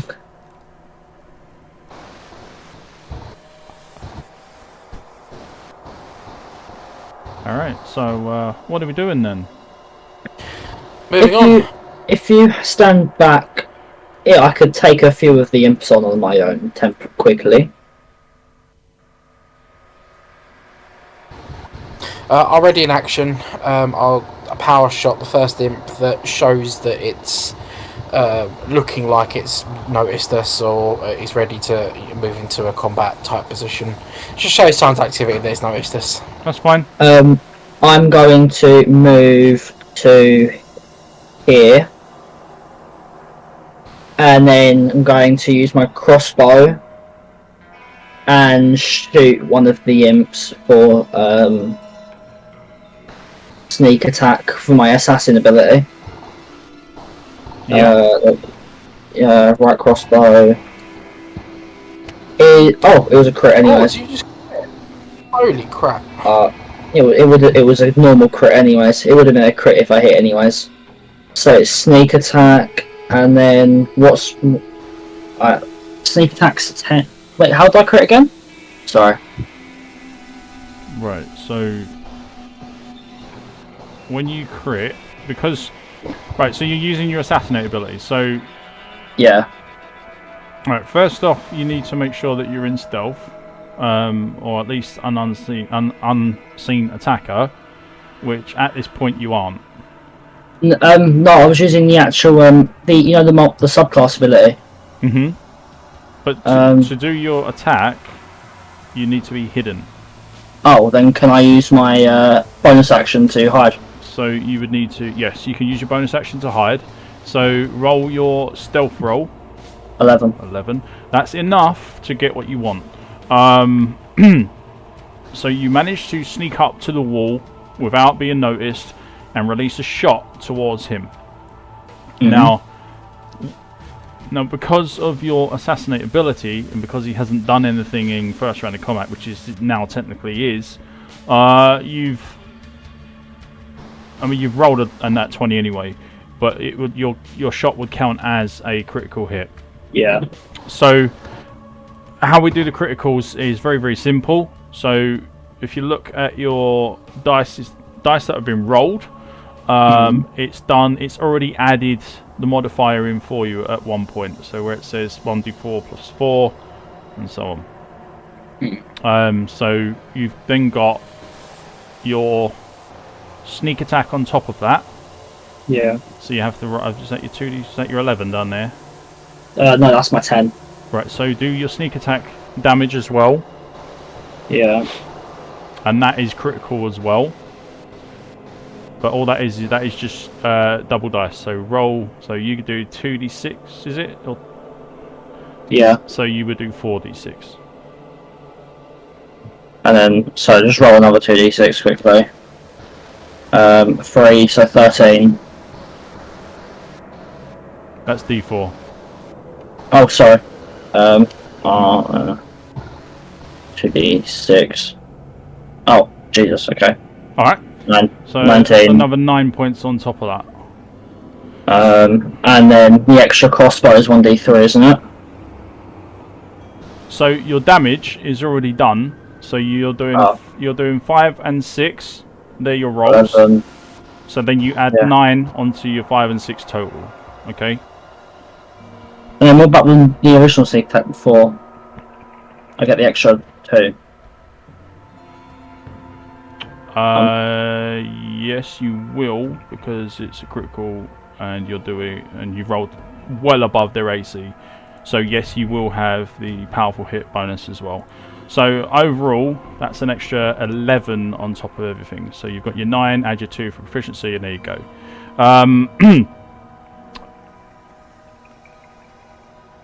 So you've got 11. So you do 20 points of damage. Oh. In one strike. Is it dead? You've got no elemental abilities on it at all, so it's just literally piercing damage only. And this is a complete headshot. So from out the shadows, you take aim and you launch your crossbow bolt from your pistol crossbow directly into the head, the forehead of the very short and in stature demonic creature that's in front of you. For a moment, it stands there, and you just see the blood just trickling out from where your bolt has impacted into its skull. And then slowly it drops to its knees, drops both its weapon and its shield, and falls flat on its face, hitting the floor, never to move again. And then after that, the other one's shortly seeing where I am, so I'm literally going to raise my hand, signal in someone else, and go, last one, go finish him. Right. So at this point, we're going into combat fully now, so we all need to roll initiative, please. I'll get the turn order up. Get rid of all those. No. You just deleted my new one. Did I? Yeah, I had 21. Oh, 21 again. Oh, there you go. Let's go. I win. 15. 5. And Francis. Yeah. Is he BRB? I'm BRB. Yep. You hear me? Yeah. Cool, one sec. Oh, where is fucking Francis? Absolute P9. I'll do Blaze. Get that going. Oh, great. Fuck you. 9. Guess who's going last? Oh. Alright.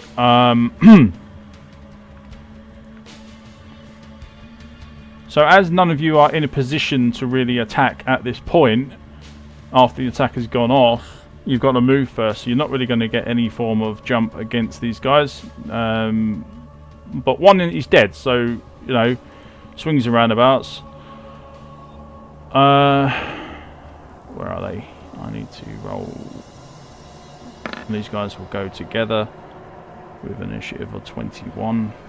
So you will still go first, but you've done your turn. Yeah. So the Devilkin are going to jump into action. and come steaming towards you and try and take a couple of chunks out of you. Run, Oh shit! run. As soon as you attack, obviously, as soon as you attack, your stealth goes down, so they know where you are. Yeah.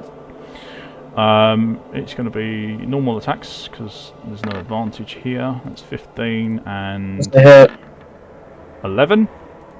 Hit the miss. So the first one, let's see, first one. Yep, he does match your armor. And 3 damage, yeah. it gets pretty mundane damage against you, but yes, he still hits you. The other one completely misses as he's enraged that he was just next to someone, or close to someone that had just been taken out. Okay, that's their turn done. Scarlet, you're up.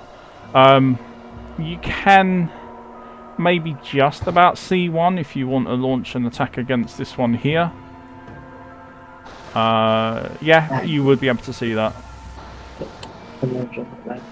Yeah, but I had a ready action anyway, didn't I? Yeah, so do that now. Yeah. Power shot. What's that, 14? Oh no, 9 to hit. No, a 9 does not hit. Oh, then that was my ready action. That was wasted. Okay, I'll do a normal shot, power shot again. Fuck's sake, 11 to hit. 11. You can just get a glancing hit on that. That might be enough anyway. 16 plus 6. Or hang on a sec. No, I'm going to bump up the AC as his reaction to that, so he's now 2 above your score, which means no glancing hit. So, next. Keep firing. So this is going to be a minus 1 to hit, non-power shot. That's a Okay, crit. he's dead. He's dead. He's dead. I don't even have to calculate all that. As soon as you get a crit, yeah. he's dead. Outright. I've got one left. I've got one left in. Oh, well, no, that's it. Because I had a ready action. So That's correct. no, the crossbow's empty. 5, Wow. 10, 15. I'm gonna power shot the one that's in front of Alaric, the diagonal one. It's gonna be a 15 to hit for 12 piercing, 3 lightning, 2 fire. Fantastic. He's also dead. You see, Alaric, that's how it's done. I'm gonna shout as I reload my crossbows. Leave the body there. Let's move up. So, just to give you a comparison here, Alaric, you managed to get the crossbow bolt straight into the centre of the head, whereas the crossbow bolt from Scarlet literally blew the head up. There is no head left. It is just a mess on the top of his shoulders. That is it. Okay.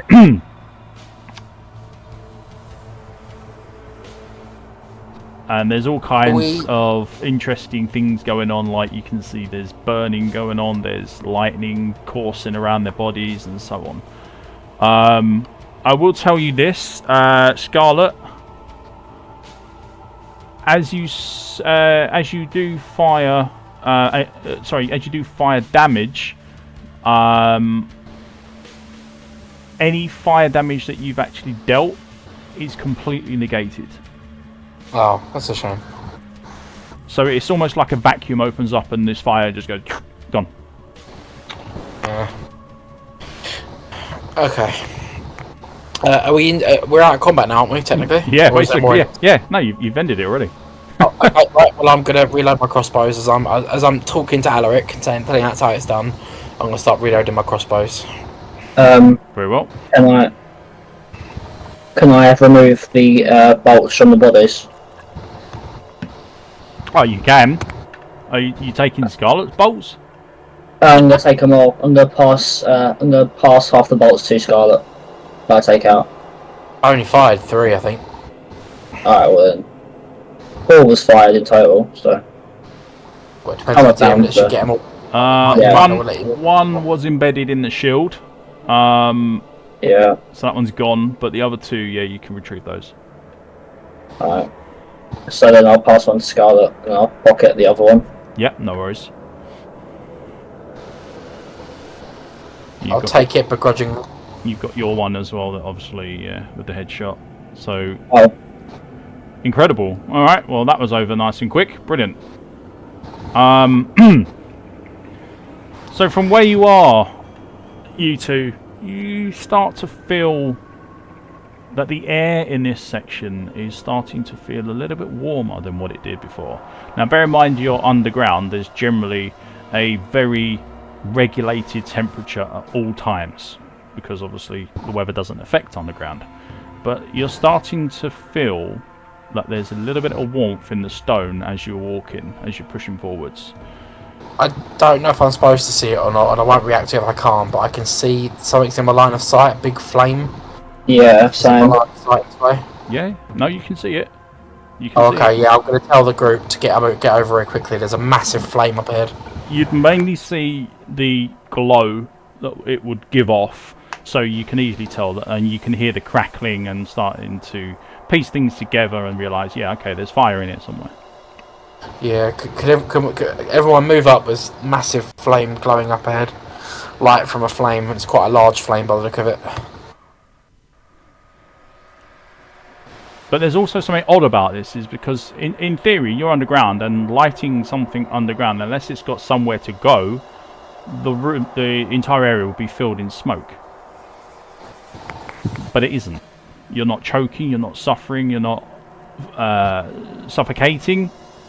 There's a bit of dust that's floating about, as you can see, but there's nothing in the lines of ash or anything like that.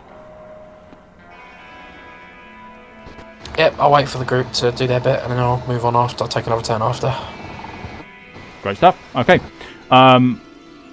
We'll drop that down because we don't need that anymore for now. Okay, guys. We are now out of combat, so everyone act as you will. Are we sending the big thing in? Francis, get your minion's ass over here.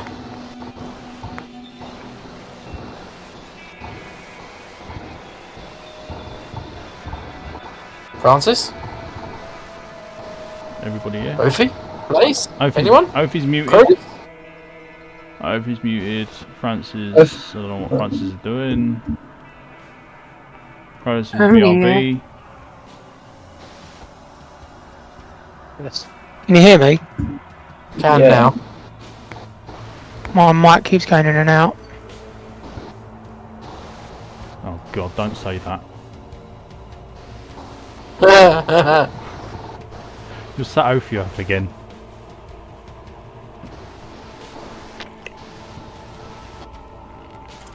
Yeah, I'll give the group a warning that there's obviously light and flame. Well, they're probably going to see it themselves, but there's definitely a flame, large light source up ahead. Yeah, there's definitely a huge light source over here, over where the blood trail leads. Ooh. Oh, I didn't even know. Look, I didn't look at the blood trail. That's a... Was this blood trail here when you went to sleep earlier, Alaric? I do not remember seeing blood. Did you even come in this far earlier, like? No, he didn't. No. We seem to have a couple of different directions we can go in here as well. There's one to the right and one to the left. We could send Scarlet one direction and her own. Yeah. I'm going to take cover against this wall and peek down this corridor near him. Mm-hmm. Okay, we've got some storage over here. I want to go and check it out. I'm going to look on the floor for any signs of traps or loose tiles or tripwires or anything like that. Alright, give me a perception check. Alright.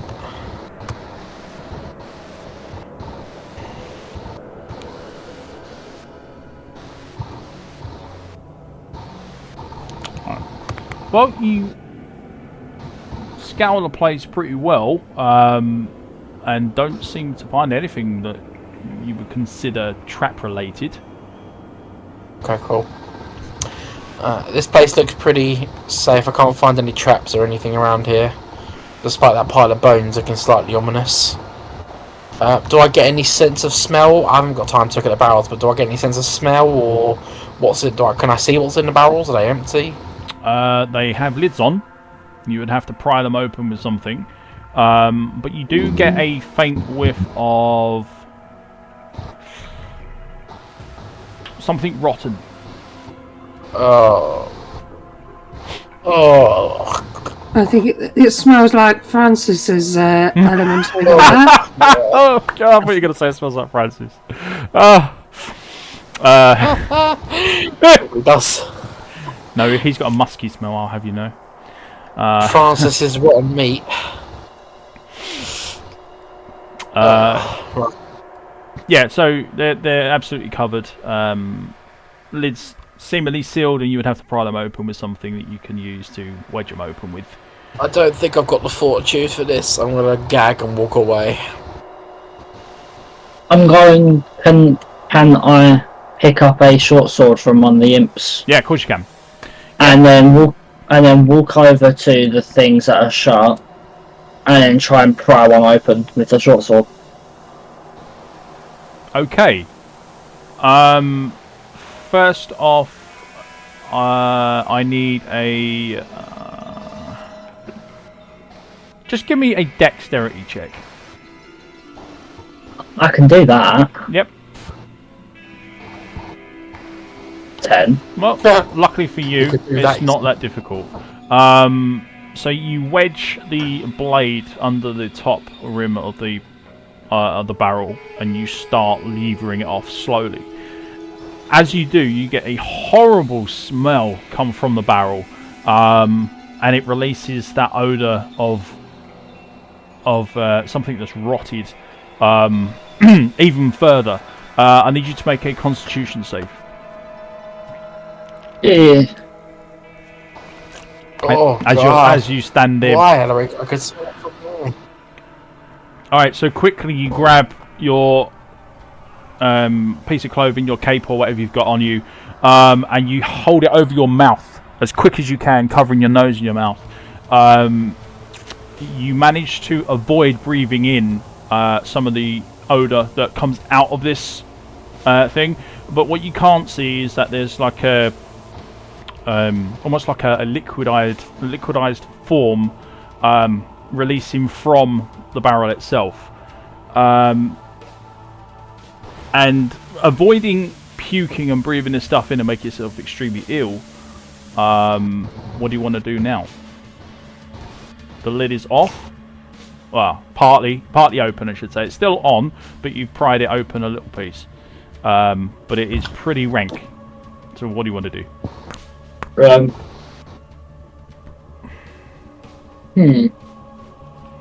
I didn't see the liquid inside you. No. I'm going to kick over and run then. You're going to do what, sorry? Yeah, kick it over and run. Kick it over and run. Okay. Yeah. Fine. I need a strength check from you then, please. Alright. You kick the barrel, but the barrel does not move. There is a lot of weight in this. I'm still going to run away. And you can run. That's fine. So you run away. And that will be your turn. What's everyone else doing? Blaze is going to take up the rear over by you. Francis, just keep peering back over her shoulder just every now and then, just to see whether there's anything trying to creep up on the party, so you're not going to get ambushed from behind. She said, "Whew, starting to warm up in here." Yeah, it's getting a bit warm. I'm pulling up my dress top and my cloak, and it's like it's almost getting sticky in here. What's going on? Yeah. She undoes the top button on her jerkin, just like, "Wah, man." Okay. Ophi, is this something to do with you? You like to play with fire.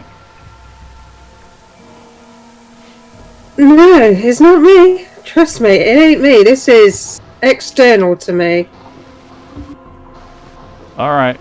Well, I'll hang back out here, keep an eye on the rear guard. You guys press forward.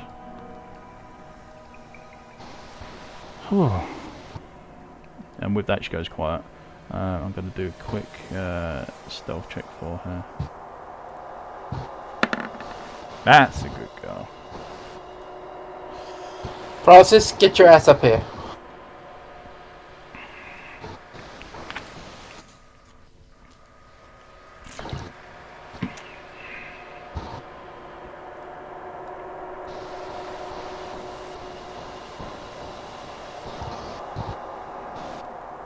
Five, 10, 15, 20, 25, 30. Take cover behind the wall here. Peek around the corner. What do I see? At the moment, nothing. You need to be on the square. At the moment, you are stood right next to a wall, which is blocking your line of sight. Oh, I want to peek around it. Poke around the corner.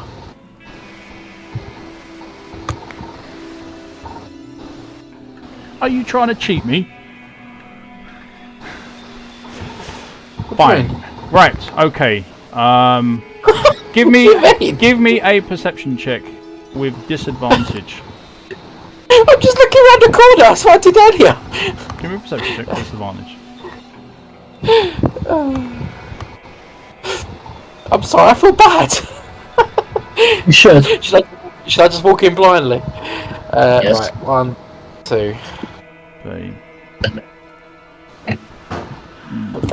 You don't really It's notice done it anything, again. anything extra, other than the seemingly very, very hot partial firewall that you can obviously see. But other than that, What does that mean? A firewall? Is that like? Is it like floating fire? Is it fire rising from the ground? well, it's Is rising it fire? from the ground, and it stretches up to about 6 foot in the air. But then, Well, that's not right. but then it doesn't. Windows Defender. But then it doesn't stay that way. It kind of rises and falls. It's almost like it's flowing, like water. It's like the Windows firewall.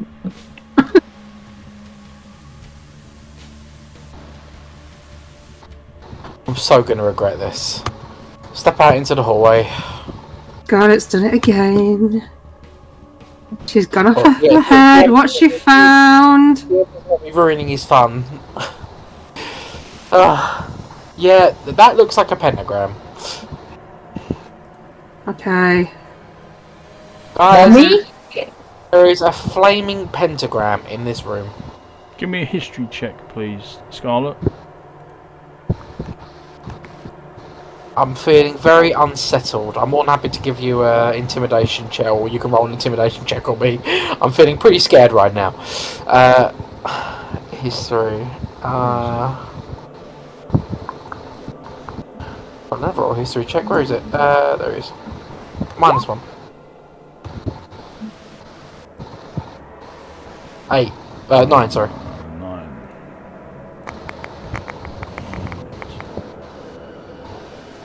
Alright.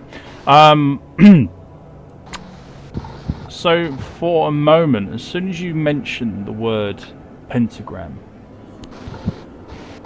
you get an unnerving feeling that this symbol is linked to something bad, something that would do you harm. Yeah. I gathered that much. You're not 100% sure what, because you can't quite think back to what you may have heard in the past. But there are documentations in various cities and towns in their libraries of generally what this means when you encounter this symbol. But you can't quite remember it with what's been going on in the situation. It's very difficult to actually pinpoint the information that you're trying to find right now. And I can't see any signs of oil or smell any oil. No, there's absolutely no smell other than like a musty underground smell. There's, Okay, I'm going to consult Ophi. but there's definitely heat coming from this area, and as you are now not or now don't have a wall blocking you, you can actually feel the full force of that heat without getting too close to it. Yeah, I'm sensing this is magical and evil, so I'm going to call Ophi in to consult. Ophi, can you take a look at this? This doesn't look natural to me. On my way. What about the skeleton, Sugar? Well, Ophi's the fire mage, so I'm guessing she'll know a bit more about fire magic than I do. Wow, okay. Creepy much. Any thoughts, Ophi? Well, it's not me.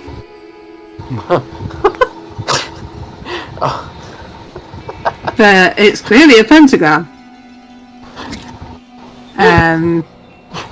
Oh, Ophi, let me bow to your knowledge of the arcane fire magic. Oh, Ophi, knowledge of all things fire related. It's a pentagram. That is the sum of Ophi's years of study of fire magic. It's a pentagram on fire. Thank you, Ophi. Yes, I gathered it's a pentagram on fire. Oh, Scarlet, you always give one enough off her head. I'm surprised you didn't get your toes burnt. Would have been better if she did. Oh, But I've no idea what would have caused something like this. It's not something I've seen or studied before. Does that make you feel better? no, it makes you feel uneasy. Would you like It a makes me suggestion? uneasy. Answers are welcome, Hilaric. If you know anything, please don't hold back. Well, if it wasn't Ophi, and it wasn't Scarlet, and it wasn't me, maybe it was Francis. Francis has never been here, to my knowledge, never been here before. Francis? No, not my usual kind of dungeon. Ike. Oh, That's it. I'm sure we can put a piece of wood into this vampire countess you keep talking about.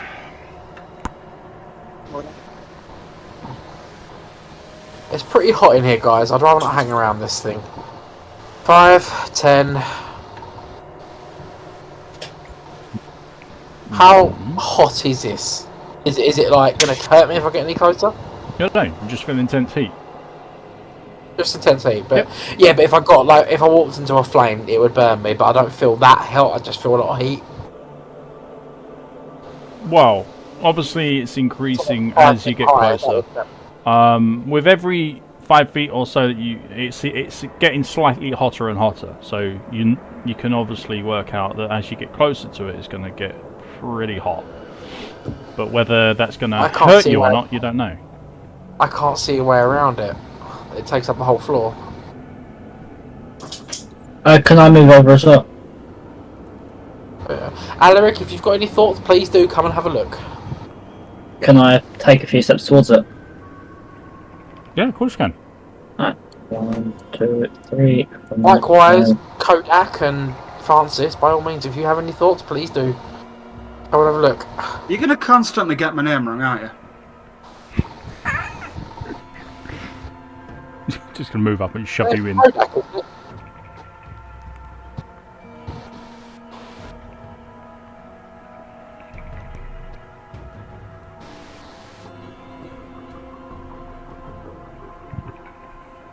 Can I piss on the fire?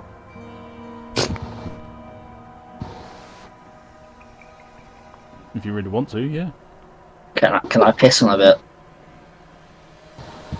Are you Well, gonna- the males of the party could probably have a go in on it. I think the females of the party might get their asses burnt. Scarlet should go first. Francis, Scarlet, you go first. I am not a chick with a dick, unfortunately. No, but it'll be fun if you get your ass burnt. I think I'll wait. Kodak and Lev, Alaric, you guys can take a leak. Get their names right. It's not that difficult. Exactly, Starlek. Get our names right. You'll be dead in a day. I don't see a point in getting used to you, and getting to know you.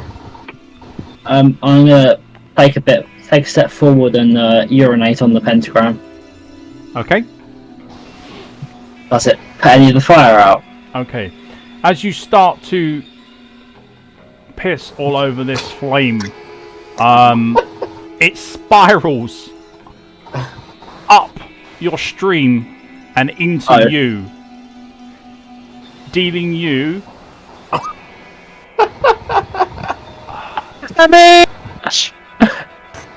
He now has chlamydia. You got your dick burned off. My bones are on fire! You take 7 points of fire damage to your junk as you decide that it's going to be a good idea to get close and piss on it. Let's not be sensitive, Danny. It's 5 points of chlamydia damage. Oh, it's definitely burning, that's for sure. Can I pat it better?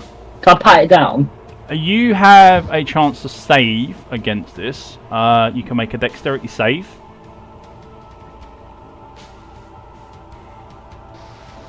No. You're doing the helicopter. That's nowhere near enough. Full damage. So on top of the damage that you take, the flame not only attacks one part of you, but it goes through your entire body. It engulfs you for a moment, and you end up taking no, I'm reading it wrong. Ignore that. So it's only, yes, it's flat damage for now. I do not recommend pissing on the fire. Goodness gracious, great balls of fire!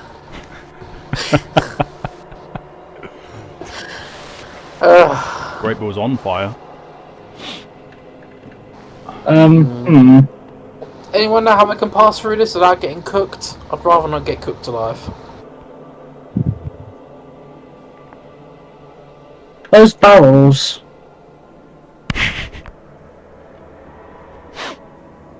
What about them? They could be used to do something. Oh, but it stinks!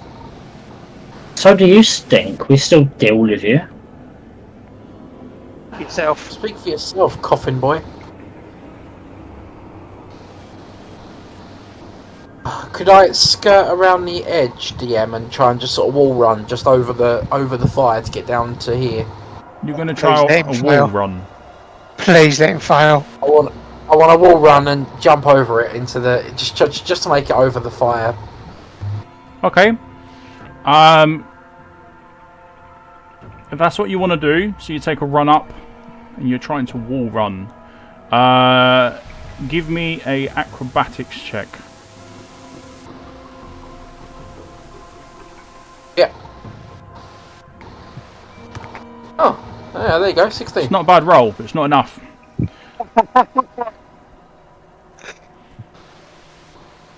Really? Is someone making it hard? I made it hard. I got my dick out. So you take a few steps on the wall as you run, but you lose momentum about halfway. One of the bricks in the wall is slightly sticking out, and you trip and you fall onto the floor. You land basically here. And you are instantly... No, back one. There. And you are instantly engulfed in the flame. As you are prone, you can make a dexterity save at disadvantage to try and avoid the damage as much.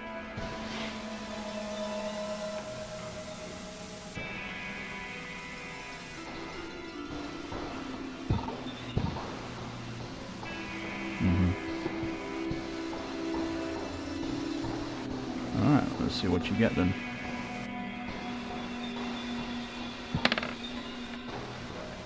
You take 2, and you'll take 1 point of bruising damage as you fall to the floor. So you're going to take 9 points. 8 points of fire, and 1 point of bludgeon damage as you come crashing down onto the floor. You are also prone. Ow. Okay. So that was what, 10, 15 feet of movement, was it? Yep. So if you want to stand up, Half movement, stand up, yeah. and you can stand up and you can push your back towards the wall. Oh, get you the right way up. You kind of stand with your back towards this wall here and trying to avoid the flames as much as possible. It's not entirely easy to do, but you've got to try something. So that's your movement done. I thought I had 60 because we're out of combat. Oh, that's right. Yes. Thank you. Yeah, so you do have more movement. Oh, keep going. I'm basically out of the flame now, so I'll just keep going. Right. So make another dexterity save.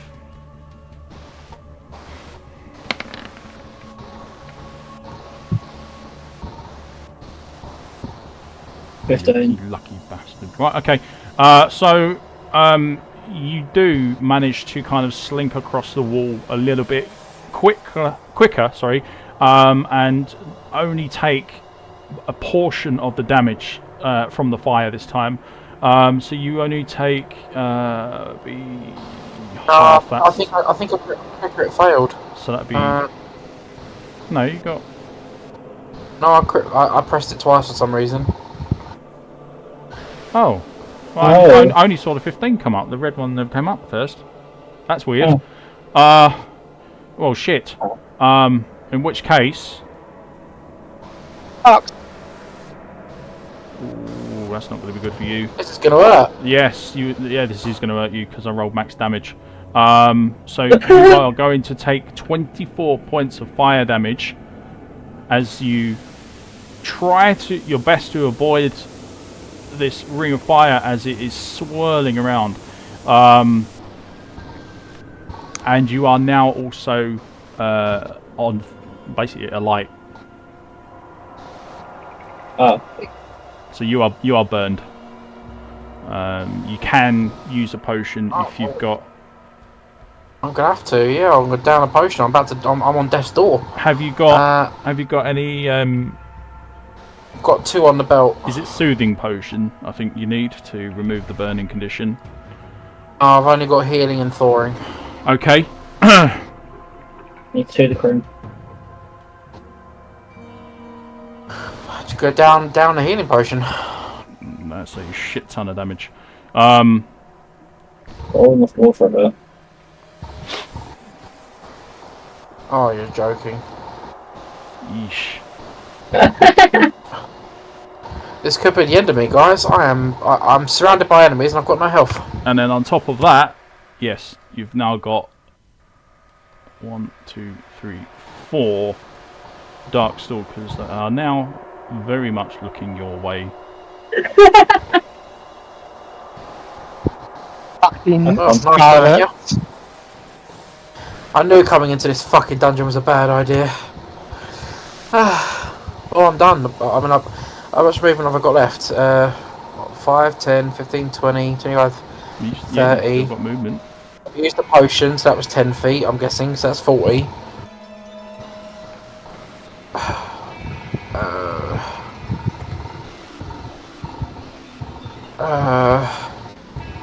Depending on where you move next, depends on whether you're going to take any more or make any more rolls. Does that look like a safe square? The one next to me?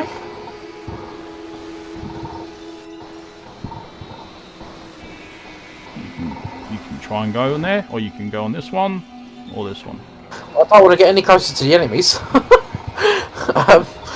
Oh, bugger me. I'm in a really bad spot here.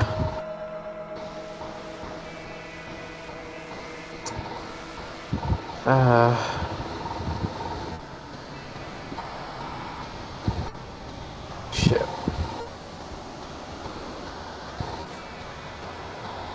think I might die. I'm gonna chug my other healing potion. Alright, so that's free action, bonus action done.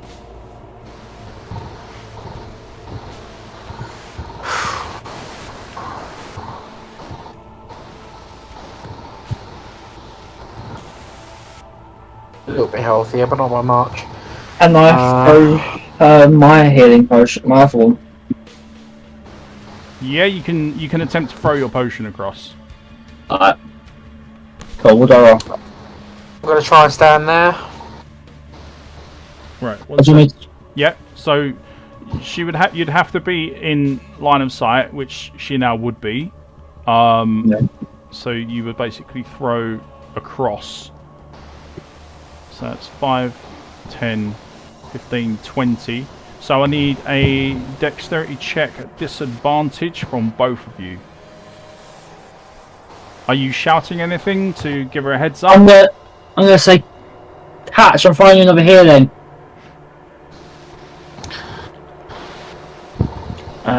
What do you want? A dexterity check or a save? I need a dexterity check for the potion, but I also need a dexterity save from you, Scarlet.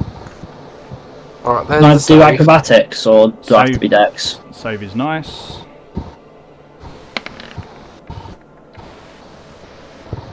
Alright, so as you step onto where you are now, Scarlet, you suffer an extra 5 points of fire damage. Who does? You do. Okay. As for your dexterity check, Alaric, yes, no problem. Scarlet, you've done a dexterity check. 13, that's fine. So you've both managed to... Oh, hang on, no, you got 9, didn't you? So you throw it on target, Alaric. But sadly, because of the amount of fire that's burning up Scarlet, she fails to catch the vial, and it lands on the floor and smashes. Did the splash go onto the fire? Hang on. What's going on? Right, so slow down a sec. So Scarlet is continuing to move next to the fire, so that's another 2 rolls of damage.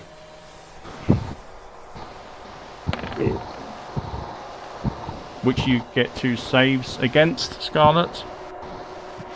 So I've got a 3 and a 2, which isn't too bad. If you can save against both of these, then you're still alive.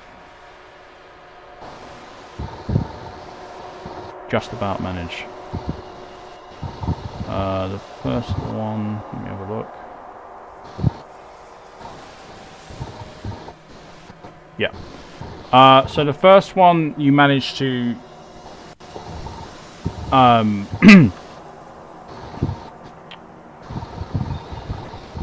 hang on, let me look a sec.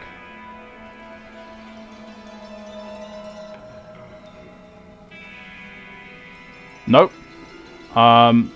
They are both fails. So you take 5 total points of fire damage, Scarlet, as every time that you move within 5 feet of the flames, they seem to just lash out at you as if they sense that you're there.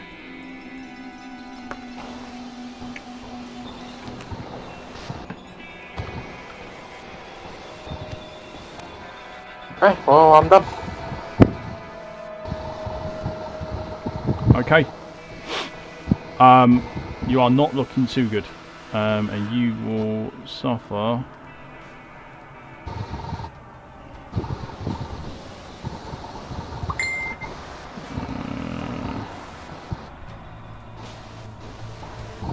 Where's my? That doesn't matter. I'll leave that. We'll do it this way.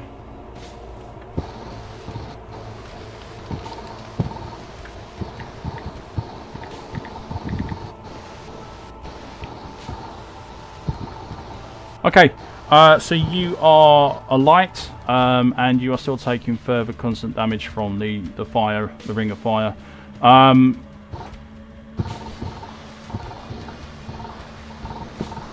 That leaves Francis and also Ophi. And then after that, we're going to be moving into initiative, because Scarlet has managed to get the attention of 4 enemies from around the wall.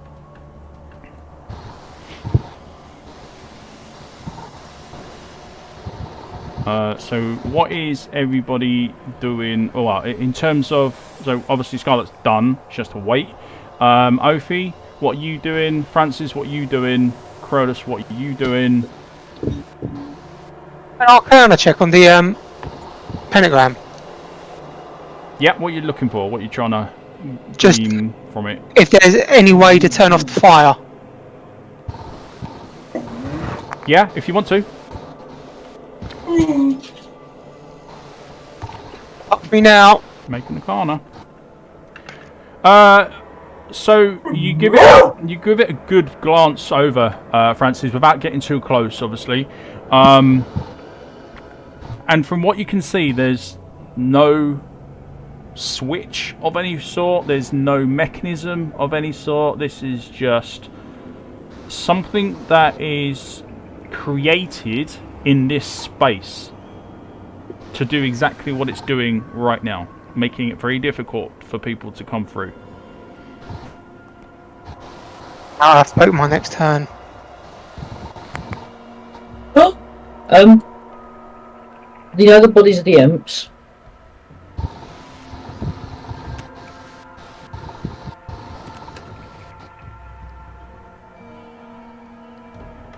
Did someone say something? Yeah, sorry, I had no idea. Go on. We could use the bodies of the imps as a bridge, possibly, because when Scarlet shot them with fire, the fire disappeared instantly, so they're probably fireproof. Oh, that is a good idea. Wow. Give that boy a point of inspiration. Yeah. Oh. I'll go get the imps. That's not going to help though, is it? Because the imps are like, what, 3-4 feet wide tall? Yeah, but there's also 3 of them. 10 feet of the fire. Yeah, then once they're all beaten, we could literally just walk one at a time. Hey, you try whatever you want. There's only 1 or 2 imps. There's 3. There's 3, and that's 3. That's what, 12 foot? Yeah. I'm not actually So we only need to do this. We only actually realistically need to sort out this corner, and then we can just walk along. Use the imps as a bridge. Yeah. Yeah.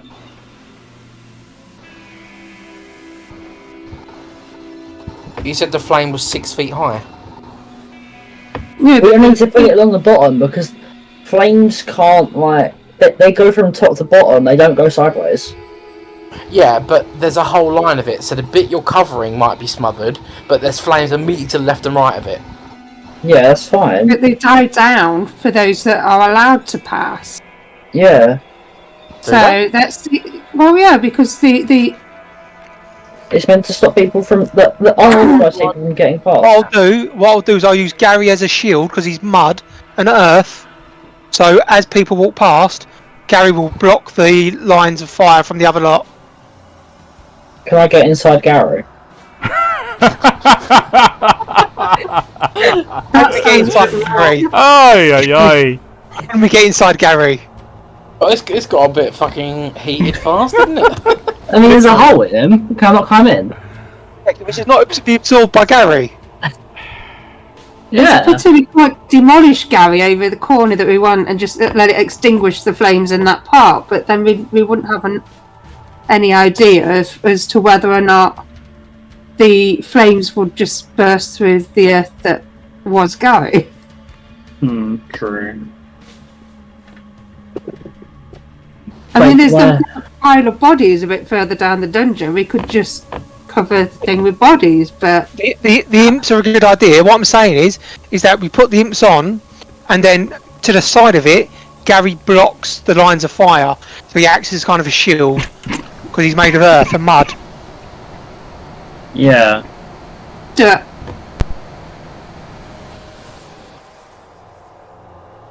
Get the imps and put them on this corner.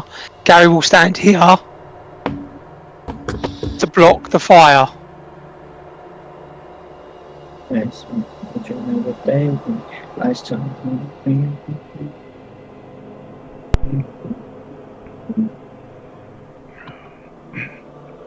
DM.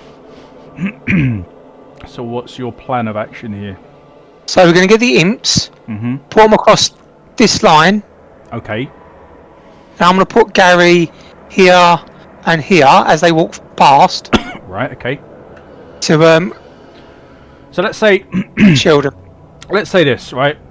Every step that you take within 5 feet of the fire is going to Yep. burn whoever's near it. It's a whole instance of its own.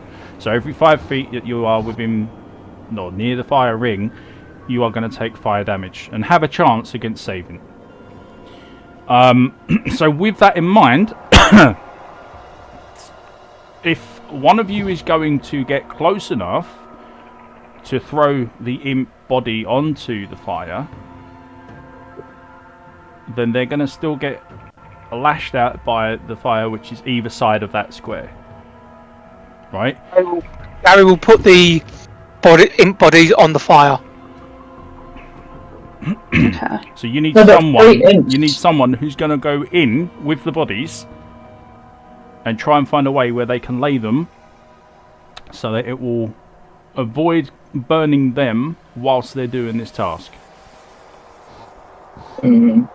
What about the Gary. What about was For a while, I'm good.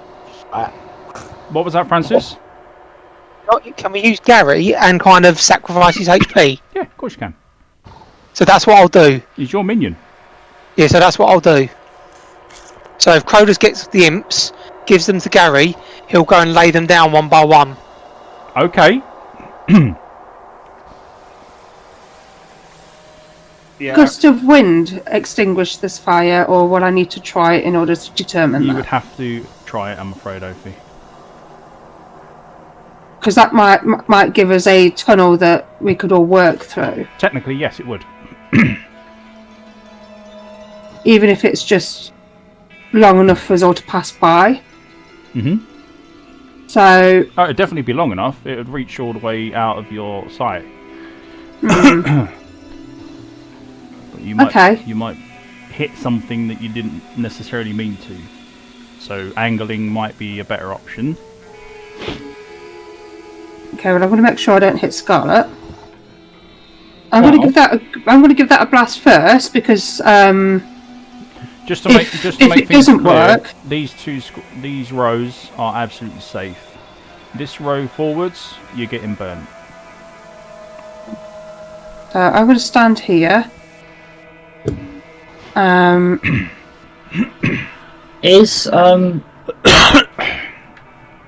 me. is this row safe? Nope. These two Right. are. These two are. From here onwards, you're getting burnt.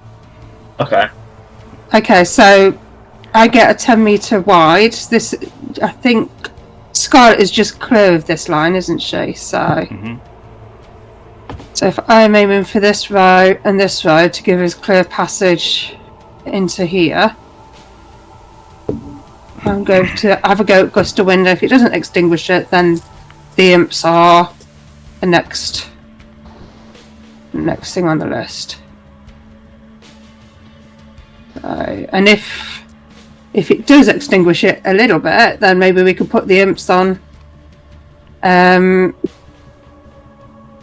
as a way of making a passage in case it does kind of start to come back. So here we go. I'm doing Gust of Wind.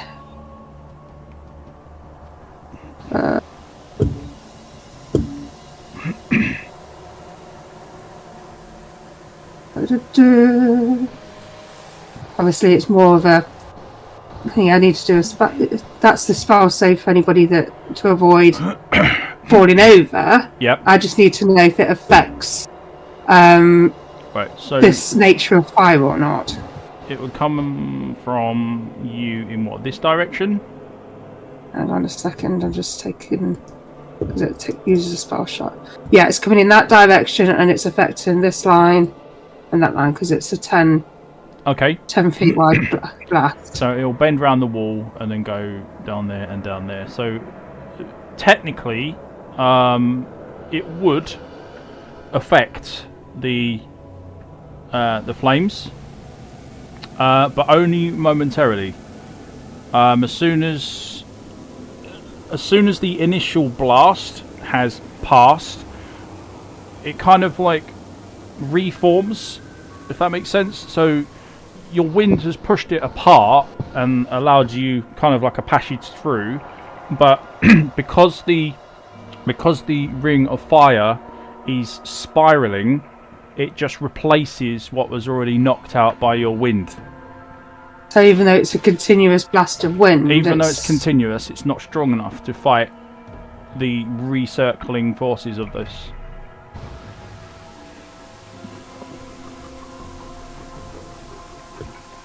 So now we've got a gust of wind that's there.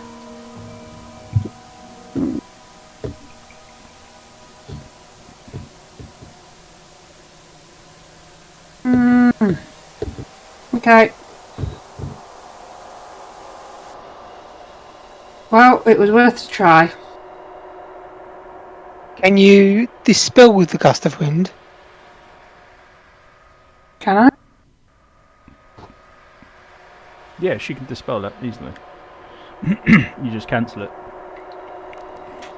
Okay, so I'm drawing it back in then. I'm pulling my arms back in and then sort of withdrawing it because it's not helping us.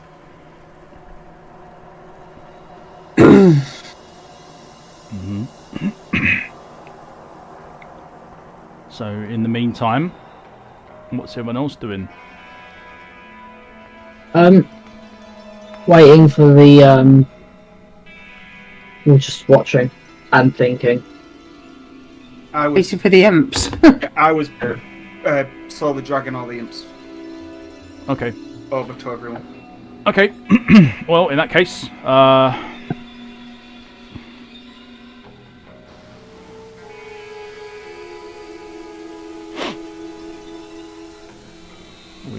At some point after this, you've got to tell us if there's a really easy way to get these flames to stop.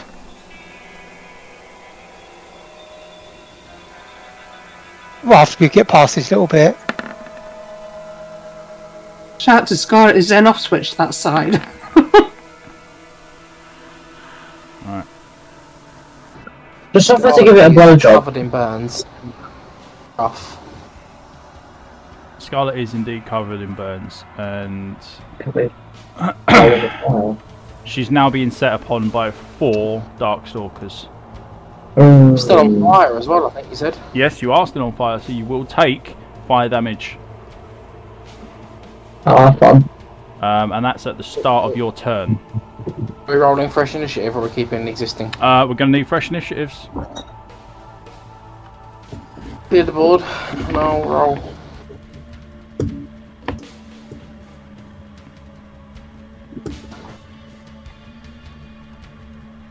Still showing the old numbers, isn't it? Yeah.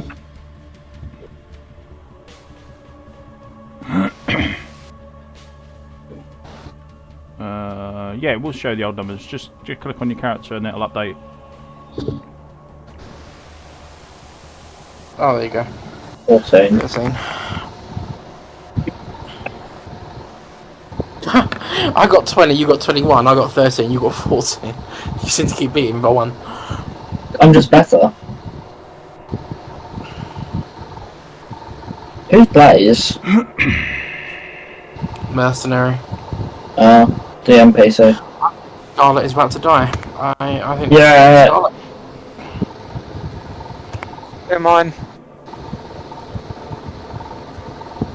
Okay. So going first then is the Darkstalker over here, so she's going to trudge through. 5, 10, 20, 30. believe it or not, that's as far as you can get. 5, 10, 15, 20, 25, 30, yeah. So she's just staring you down at this point. There's 10 feet between you.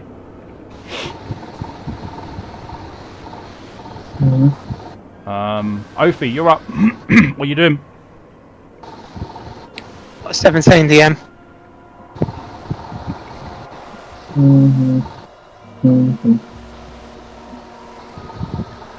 I'm not sure. I'm wanting to help Scarlet, but I take half fire damage, so I'm half tempted to take a dash for it past these flames. Dash and town portal. You do indeed take less damage. You're right. What? You can see Scarlet almost collapsed to the floor. She's in a bad way.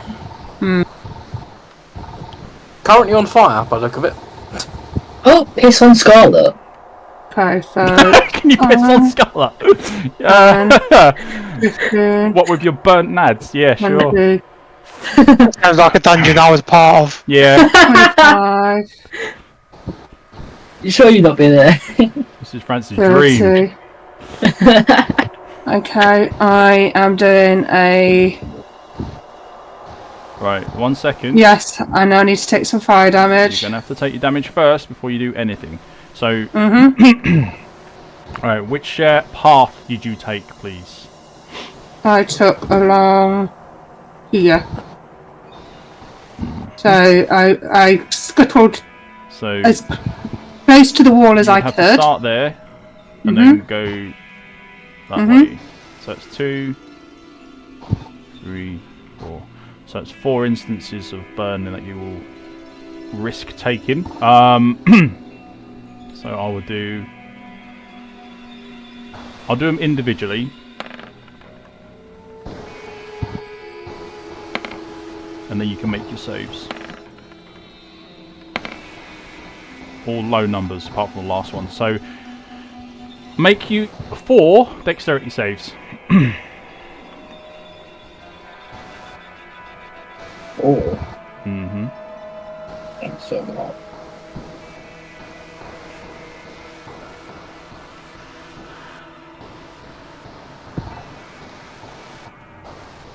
Okay. So you've got 2 successes. Your first one is a complete and utter failure. So, Ophi, for your first one, your amulet is not going to work against the fire. So you are going to take the full 4 points of damage.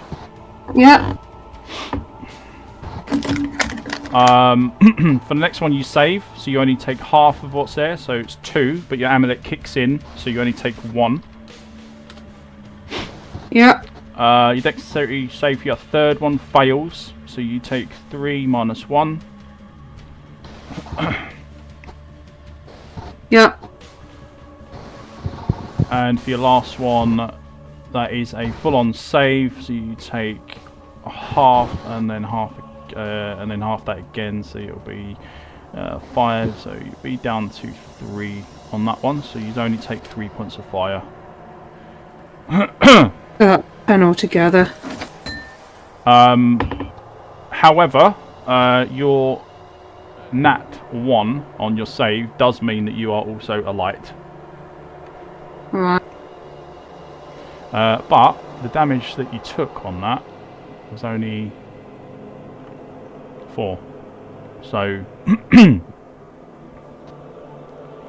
that's not going to be too bad with your burning condition. That's fine. First thing I'm going to do is do a firebolt on this and get warmth going to help Scarlet. So you're going to firebolt that one. Okay, so make a range attack at disadvantage for your spell.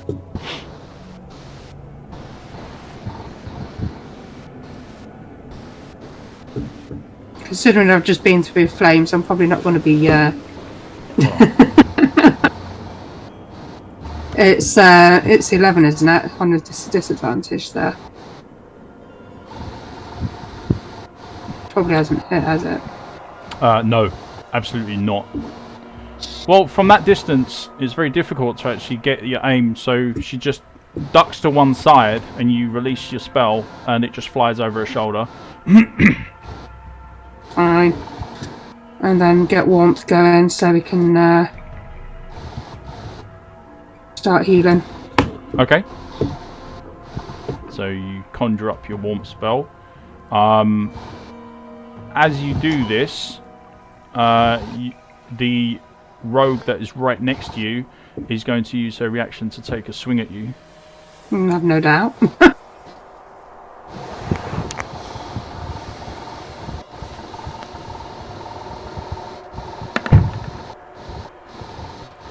No, sorry, didn't mean to do that. So 10 is not going to hit. Yeah, she missed, I missed. Oh wait, hang on. What is your AC? My AC is 10. It is 10, so then you do take 5 points of slashing damage.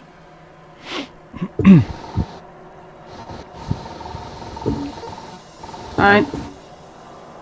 As she lunges at you with your sword, her sword, after avoiding narrowly your firebolt to the face.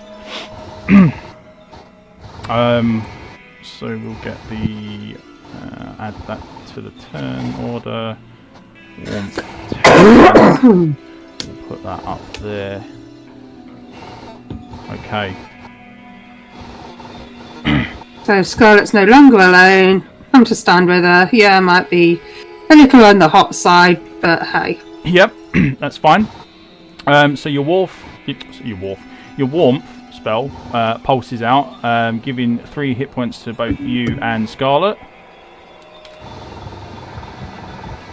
And Francis, you are up. What are you doing? So let's have a look. So I'm going to move Gary there, Francis there, so that's 5 each, and 10, 15, 20, 25, 30. So I'm going to move Gary 5, then 10, then 15, then 20, then 25. Right, okay. Are you using him to attempt to block any of the fire? I'm going to use him to... No, I'm not. I'm just getting him through so I can support Scarlet and Ophi. So this fire is circling in a clockwise motion. So if you do put him in the flames, it will break part of the circle as such, and it will attack him until he's gone.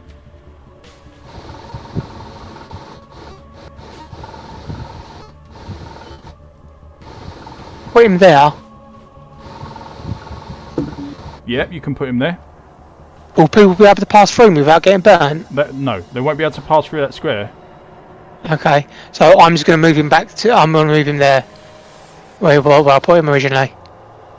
Well, they'll be able to pass through the square that he's on, obviously, because he's an ally. But they will still because the fire is stopping on that square, they will still take the damage that he would be taking. Oh, okay, so it stops where he stops? Yes. He basically becomes like a wall, and it attacks him, and then it'll continue and he's going round. And he's going clockwise. That's right. So, clockwise. So if I stop here... Yep. Does that stop the fire going any further for the moment? Well, what it does is, if I show you here, so it will stop... Oh, hang on. I need my ruler. So it continues round and stops on this square here. And it's now basically constantly attacking whatever's on this square. Everything that is past here is still alight. Because it's constantly coming out of the ground. Now, as it might have happened a little bit too quickly for Scarlet to notice, but there's like cracks in the ground where this fire is coming out of, and they're quite wide, so they're more like fissures. And this fire is just swirling around these cracks that have been made in the ground. So what you've done there is, if you're going to block that section, you're only going to block that square. You would need a lot more things to block to basically get a portion of that removed, if you like, and only attack what's there in the first place. So anyone can walk through that square, but the fires that are next to them would still get them because it's within a 5 feet. It's very, very difficult to actually explain it. So what I'll do is I'll give you a visual. So you are in line with that wall. So let's say you go here. You've potentially going to take heat damage from this square and this one. But because this is now being dealt with by him, you would need to basically have somebody blocking over this side and this side, and then you would be absolutely safe. Because it only seeks out the person that's on there at the time. If you go near it, it will seek out the people that are near it. But if it's actually on the square, like this one is, and like when Scarlet fell, she actually fell onto the square. So all the fire attacks will go directly straight to her. But there was no one else there, so there was no real way of making that too obvious. But that's how it works. So you can block part of the fire that's coming out, but the person who stood on that square is going to take the full brunt of the fire. Okay, so we need the imps as well. So Crow, just get the imps.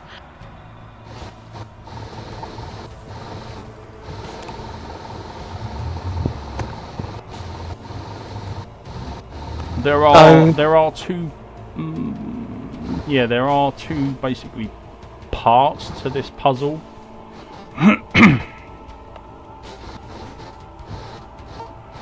And Could I use? I mean, you can just tough through it and just slap loads of fire resistance onto yourself. There is that option. Hang on, then I'm going to get Bob.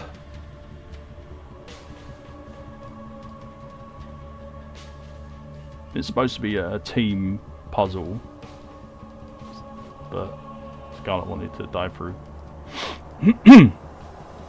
Bob now. Yeah, you can put him there if you want. That'll block another fire. Would you need an imp now? What about the stuff in the barrels? Sorry. There was stuff in the barrels. It's something. Well, the barrels are heavy.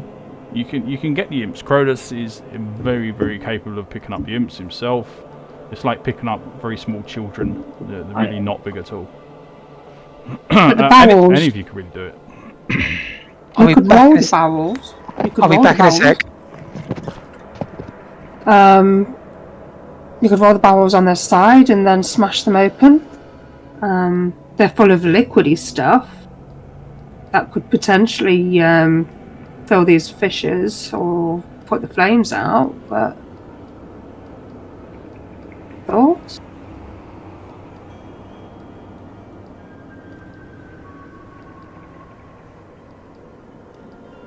Yeah, I like where you're going with it, Ovi. That's quite a good idea.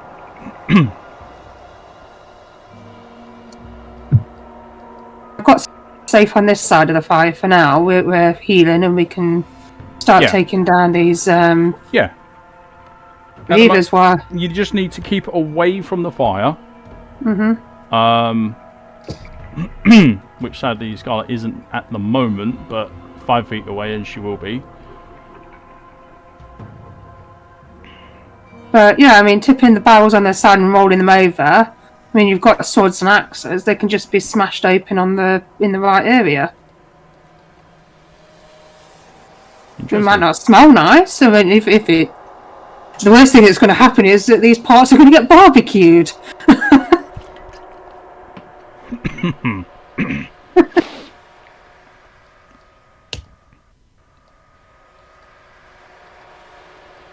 Well, You have options, but it's down to you guys to figure out what's best. Might I suggest the barrels?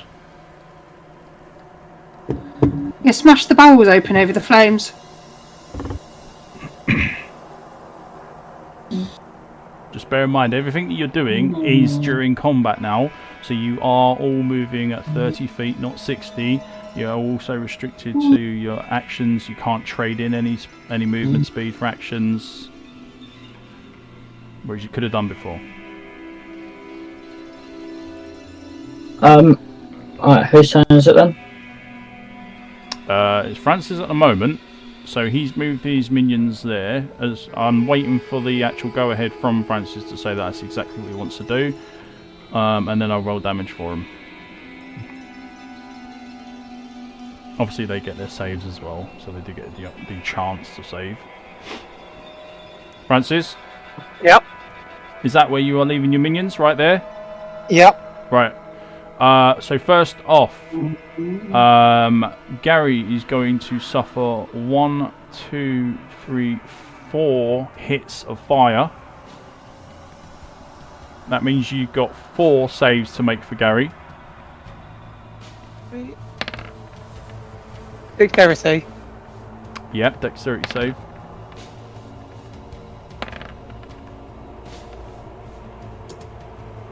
Damn, man. Another fail of a 1.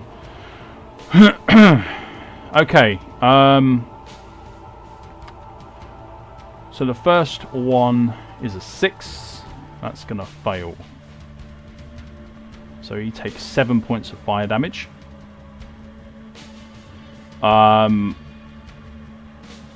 The next one is a fail, so he takes 7 points of fire damage. The next one after that, he takes... where is it? 12. Oh, so 24 points of fire damage, and is now a light.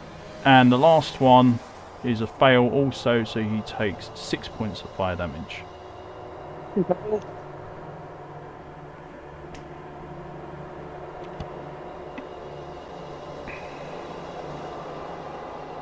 How much in total? So it's going to be 24, and then 14 and 6. So what's that? 40? 40's gone, so he's dead. He's gone. Yeah. Yep. So he reaches his last square where he is now, and he crumbles. There's a short break in the fire chain, and then it reconnects, moving round. So Bob there is going to have, let's see, 1, 2. So Bob needs to make 2 lots of dexterity saves.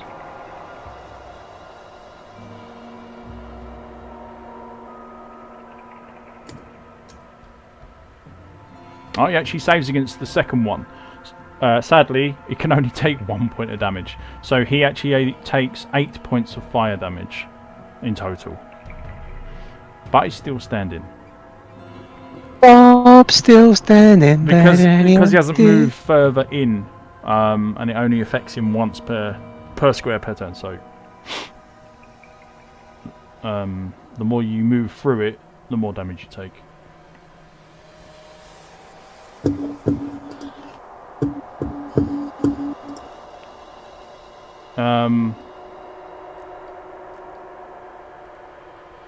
So what's -8? Okay, so very charred but still standing. Bob moves through. Francis, are you going to do anything for like specifically that you want to do, or are you just going to move your minions? Second. Right, okay. In which case, You got acid splash or anything, Francis? You could try. Get at that now. Ah, he got no mana. Alaric, what are you doing? Might I suggest the contents of the barrels? If someone helped me move them, perhaps we could find out if they could quench the flames. Well, if you and as Crodus has the same initiative as you, if you want to act together, you can, and do like a combo turn. So if he agrees that he'll help you out, then that will be his actions for this turn as well. Do you want to do that, Carlos? Seems like a better option than the imp. So yeah, I'll help with that. Okay. Right. So that's both for you then. So tell me exactly what you're doing. So you're both going to go over to the barrels, yes? Also on the way there, I'm going to say hold your breath because they reek. Yeah, they do. We're going to go over to them. Crow's going to put it on its side and we're going to roll them down. Okay. So the initial hit has gone from this area now. It's kind of dissipated slightly and become a little bit more bearable. Although the closer you get to the barrel, obviously, the worse it's going to be. Yeah. The moment you come into contact with it, I need Constitution saves from both of you, please. We were holding our breaths. Okay. Constitution save. 3. Jesus Christ. I didn't get inspiration, did I? No. Alaric, you have an inspiration point. You can always re-roll your roll if you want. Or you can re-roll anything. Any dice roll.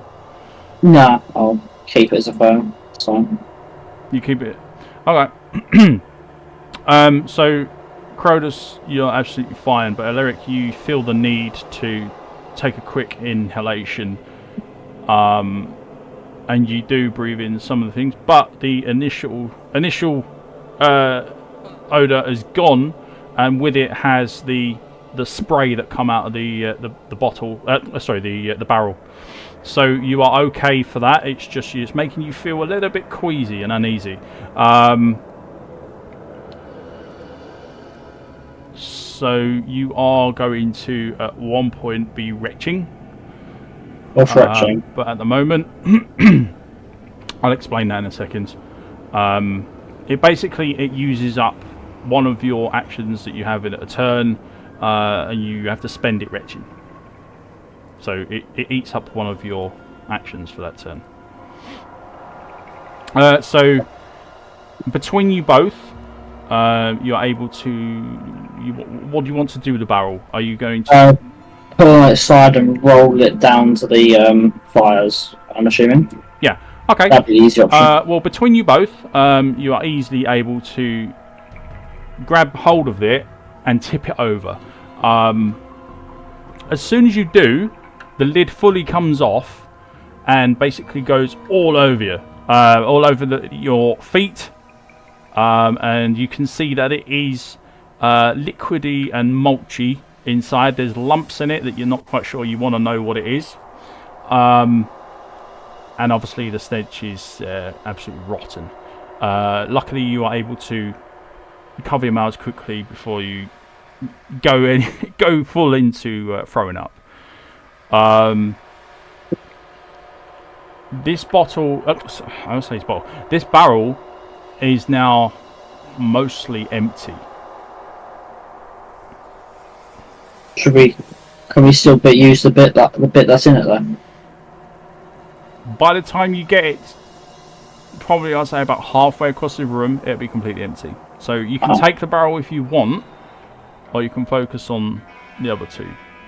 Not the other barrels, because I pried that one open. That might have been why it opened. That's right, you did pry it open. So as it's hit the ground, the lid... The shock's finished it off. Yeah, so it's just popped off. As for the other two, they're completely sealed. Alright, then should we do it to the other two then? Yep, might as well. Yep. Alright, so you move round to the other barrel, and that's going to be the end of your turns.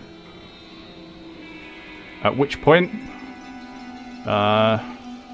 we move on to the next enemy. No, we don't. We move on to Scarlet. So I'll be back in literally 10 seconds. Scarlet, you are going to suffer the burning, the biggest burn that you've ever felt in your life, as it rips through you. You take 12 points of damage. Scarlet falls unconscious.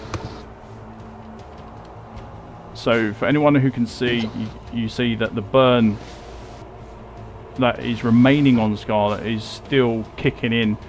You're on -6 hit points.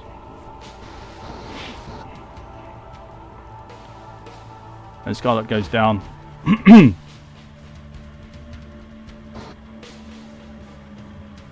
Darkstalker kicks into action.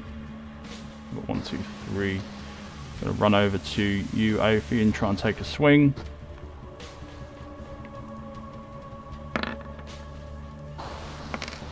Powerful strike. So you take 8 points of slashing damage, Ophi.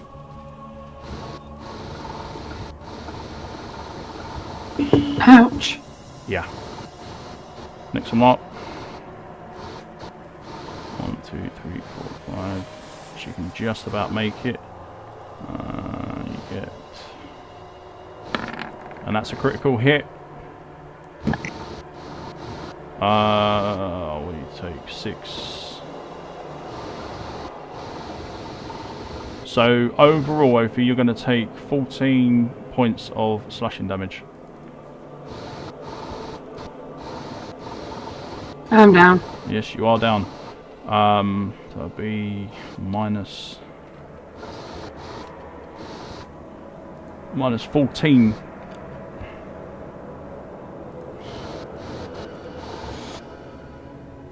There doesn't really leave much else for this one to do, so she's just going to follow the rest of her sisters.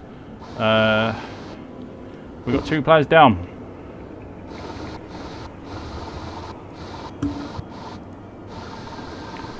Okay. 1, 2. That's done. That's done. Blaze is not sure what the hell is going on, so she's going to try to stand here, and she's going to do her best. Actually, she's going to move there. She's going to do her best to stay away from the fire, and try to land a shot at one of these ugly sisters over here. So Blaze, fire arrow up. She's in stealth, so I can roll again. 13, wow. Well, that's not enough. So her arrow just sinks into the ground and breaks. Next round, Darkstalker. Gonna look around and move away.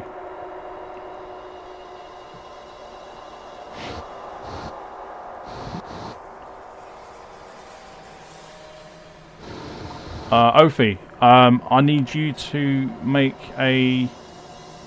you're actually burning.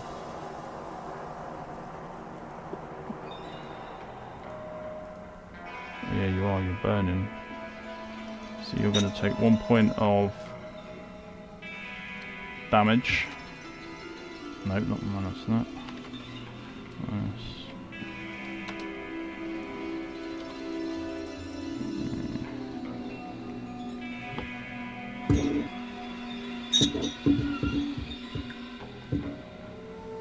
So you take the fire damage, Ophi, which means that you're going to suffer a a failure to your death save, and you also have to roll a death save. Okay. So,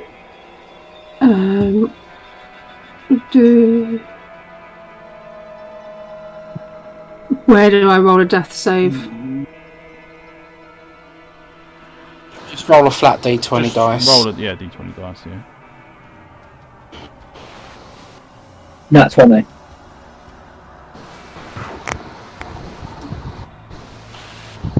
18. Yeah, there you go. So that's a 1 save, 1 fail.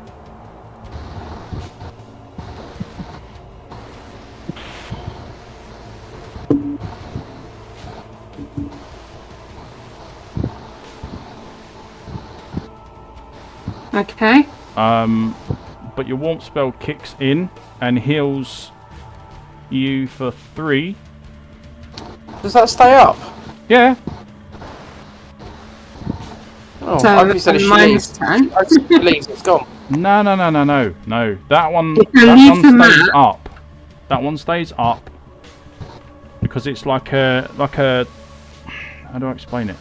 It's a timed turret in a way, so it just remains for the time that it has, and then it goes. Nothing can affect it. Unless I You leave the can't. map. You can't attack it. You can't destroy it. Yeah, it just stays and then dissipates. So you are going to be on -3. And I'm minus 10. I've just added mine. Scarlet. Because you got healed up. 3. Okay.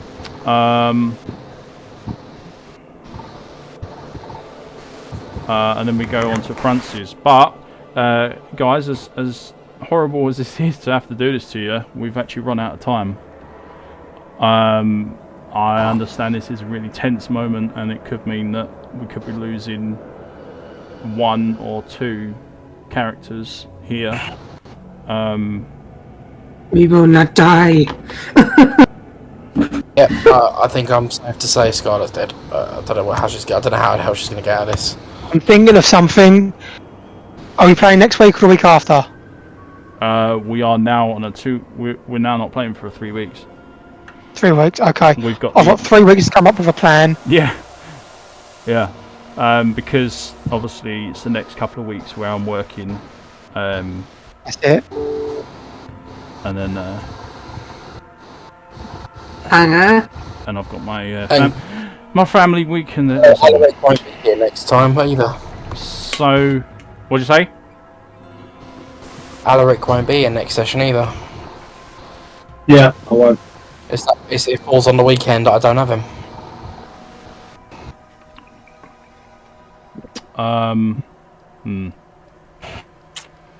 Well, he can idle for a moment whilst Crodus does the heavy lifting, I suppose. You can't get around it. If you can't make it, you can't make it. Yeah. Unless you can log in at home. Talk to Mum about it. I won't be able to. Alright, okay, good game everyone. Okay. Good game. I'll think of something. Okay, I'll think of something. Harlot's You're, dead. you're less minus than me, Scarlet, and I'm still hanging on in there, so... I'm pretty sure I'm still on fire, aren't I? Yeah, both of you So are. am I! Both you are. So every start of your turn, you're taking a death fail, and unless you get a nat 20, you're not getting up. Dead. We are dead. See, Okay. Well, I'll see you in a few weeks. Leave Francis to resurrect us, we'll be fine. Yeah, I'll be the new Beatrice. That's ironic, isn't it? Guys, there's ways Please no. there's ways that you can get out of this, but I don't see ways that you're going to get out of it with a full party.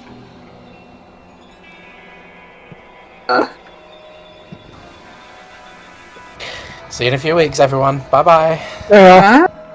So think about what you can do. Any good game? Yeah. Everyone. Nice and tense. Oh, I like it. See that face of that. Harlot. yes. Thanks, everyone. Bye. Alright, guys. Bye. Thanks for turning up. Bye, guys. Cheers, Crodus. Thanks for turning up, mate. Not gonna miss this now. Oh no, absolutely. This is a nail biter for sure. I ain't got none left. Anyway, I'm going to cut the session there so people don't have to listen to us talking and rambling on. Thank you for everyone who turned up today and played. Obviously, we are in a very, very shit situation for the party. I wasn't lying about saying that there are ways that they can get out of this, but they're going to have to really start using their heads, I guess, and trying to come up with plans on how to get out of stuff before they dive into it.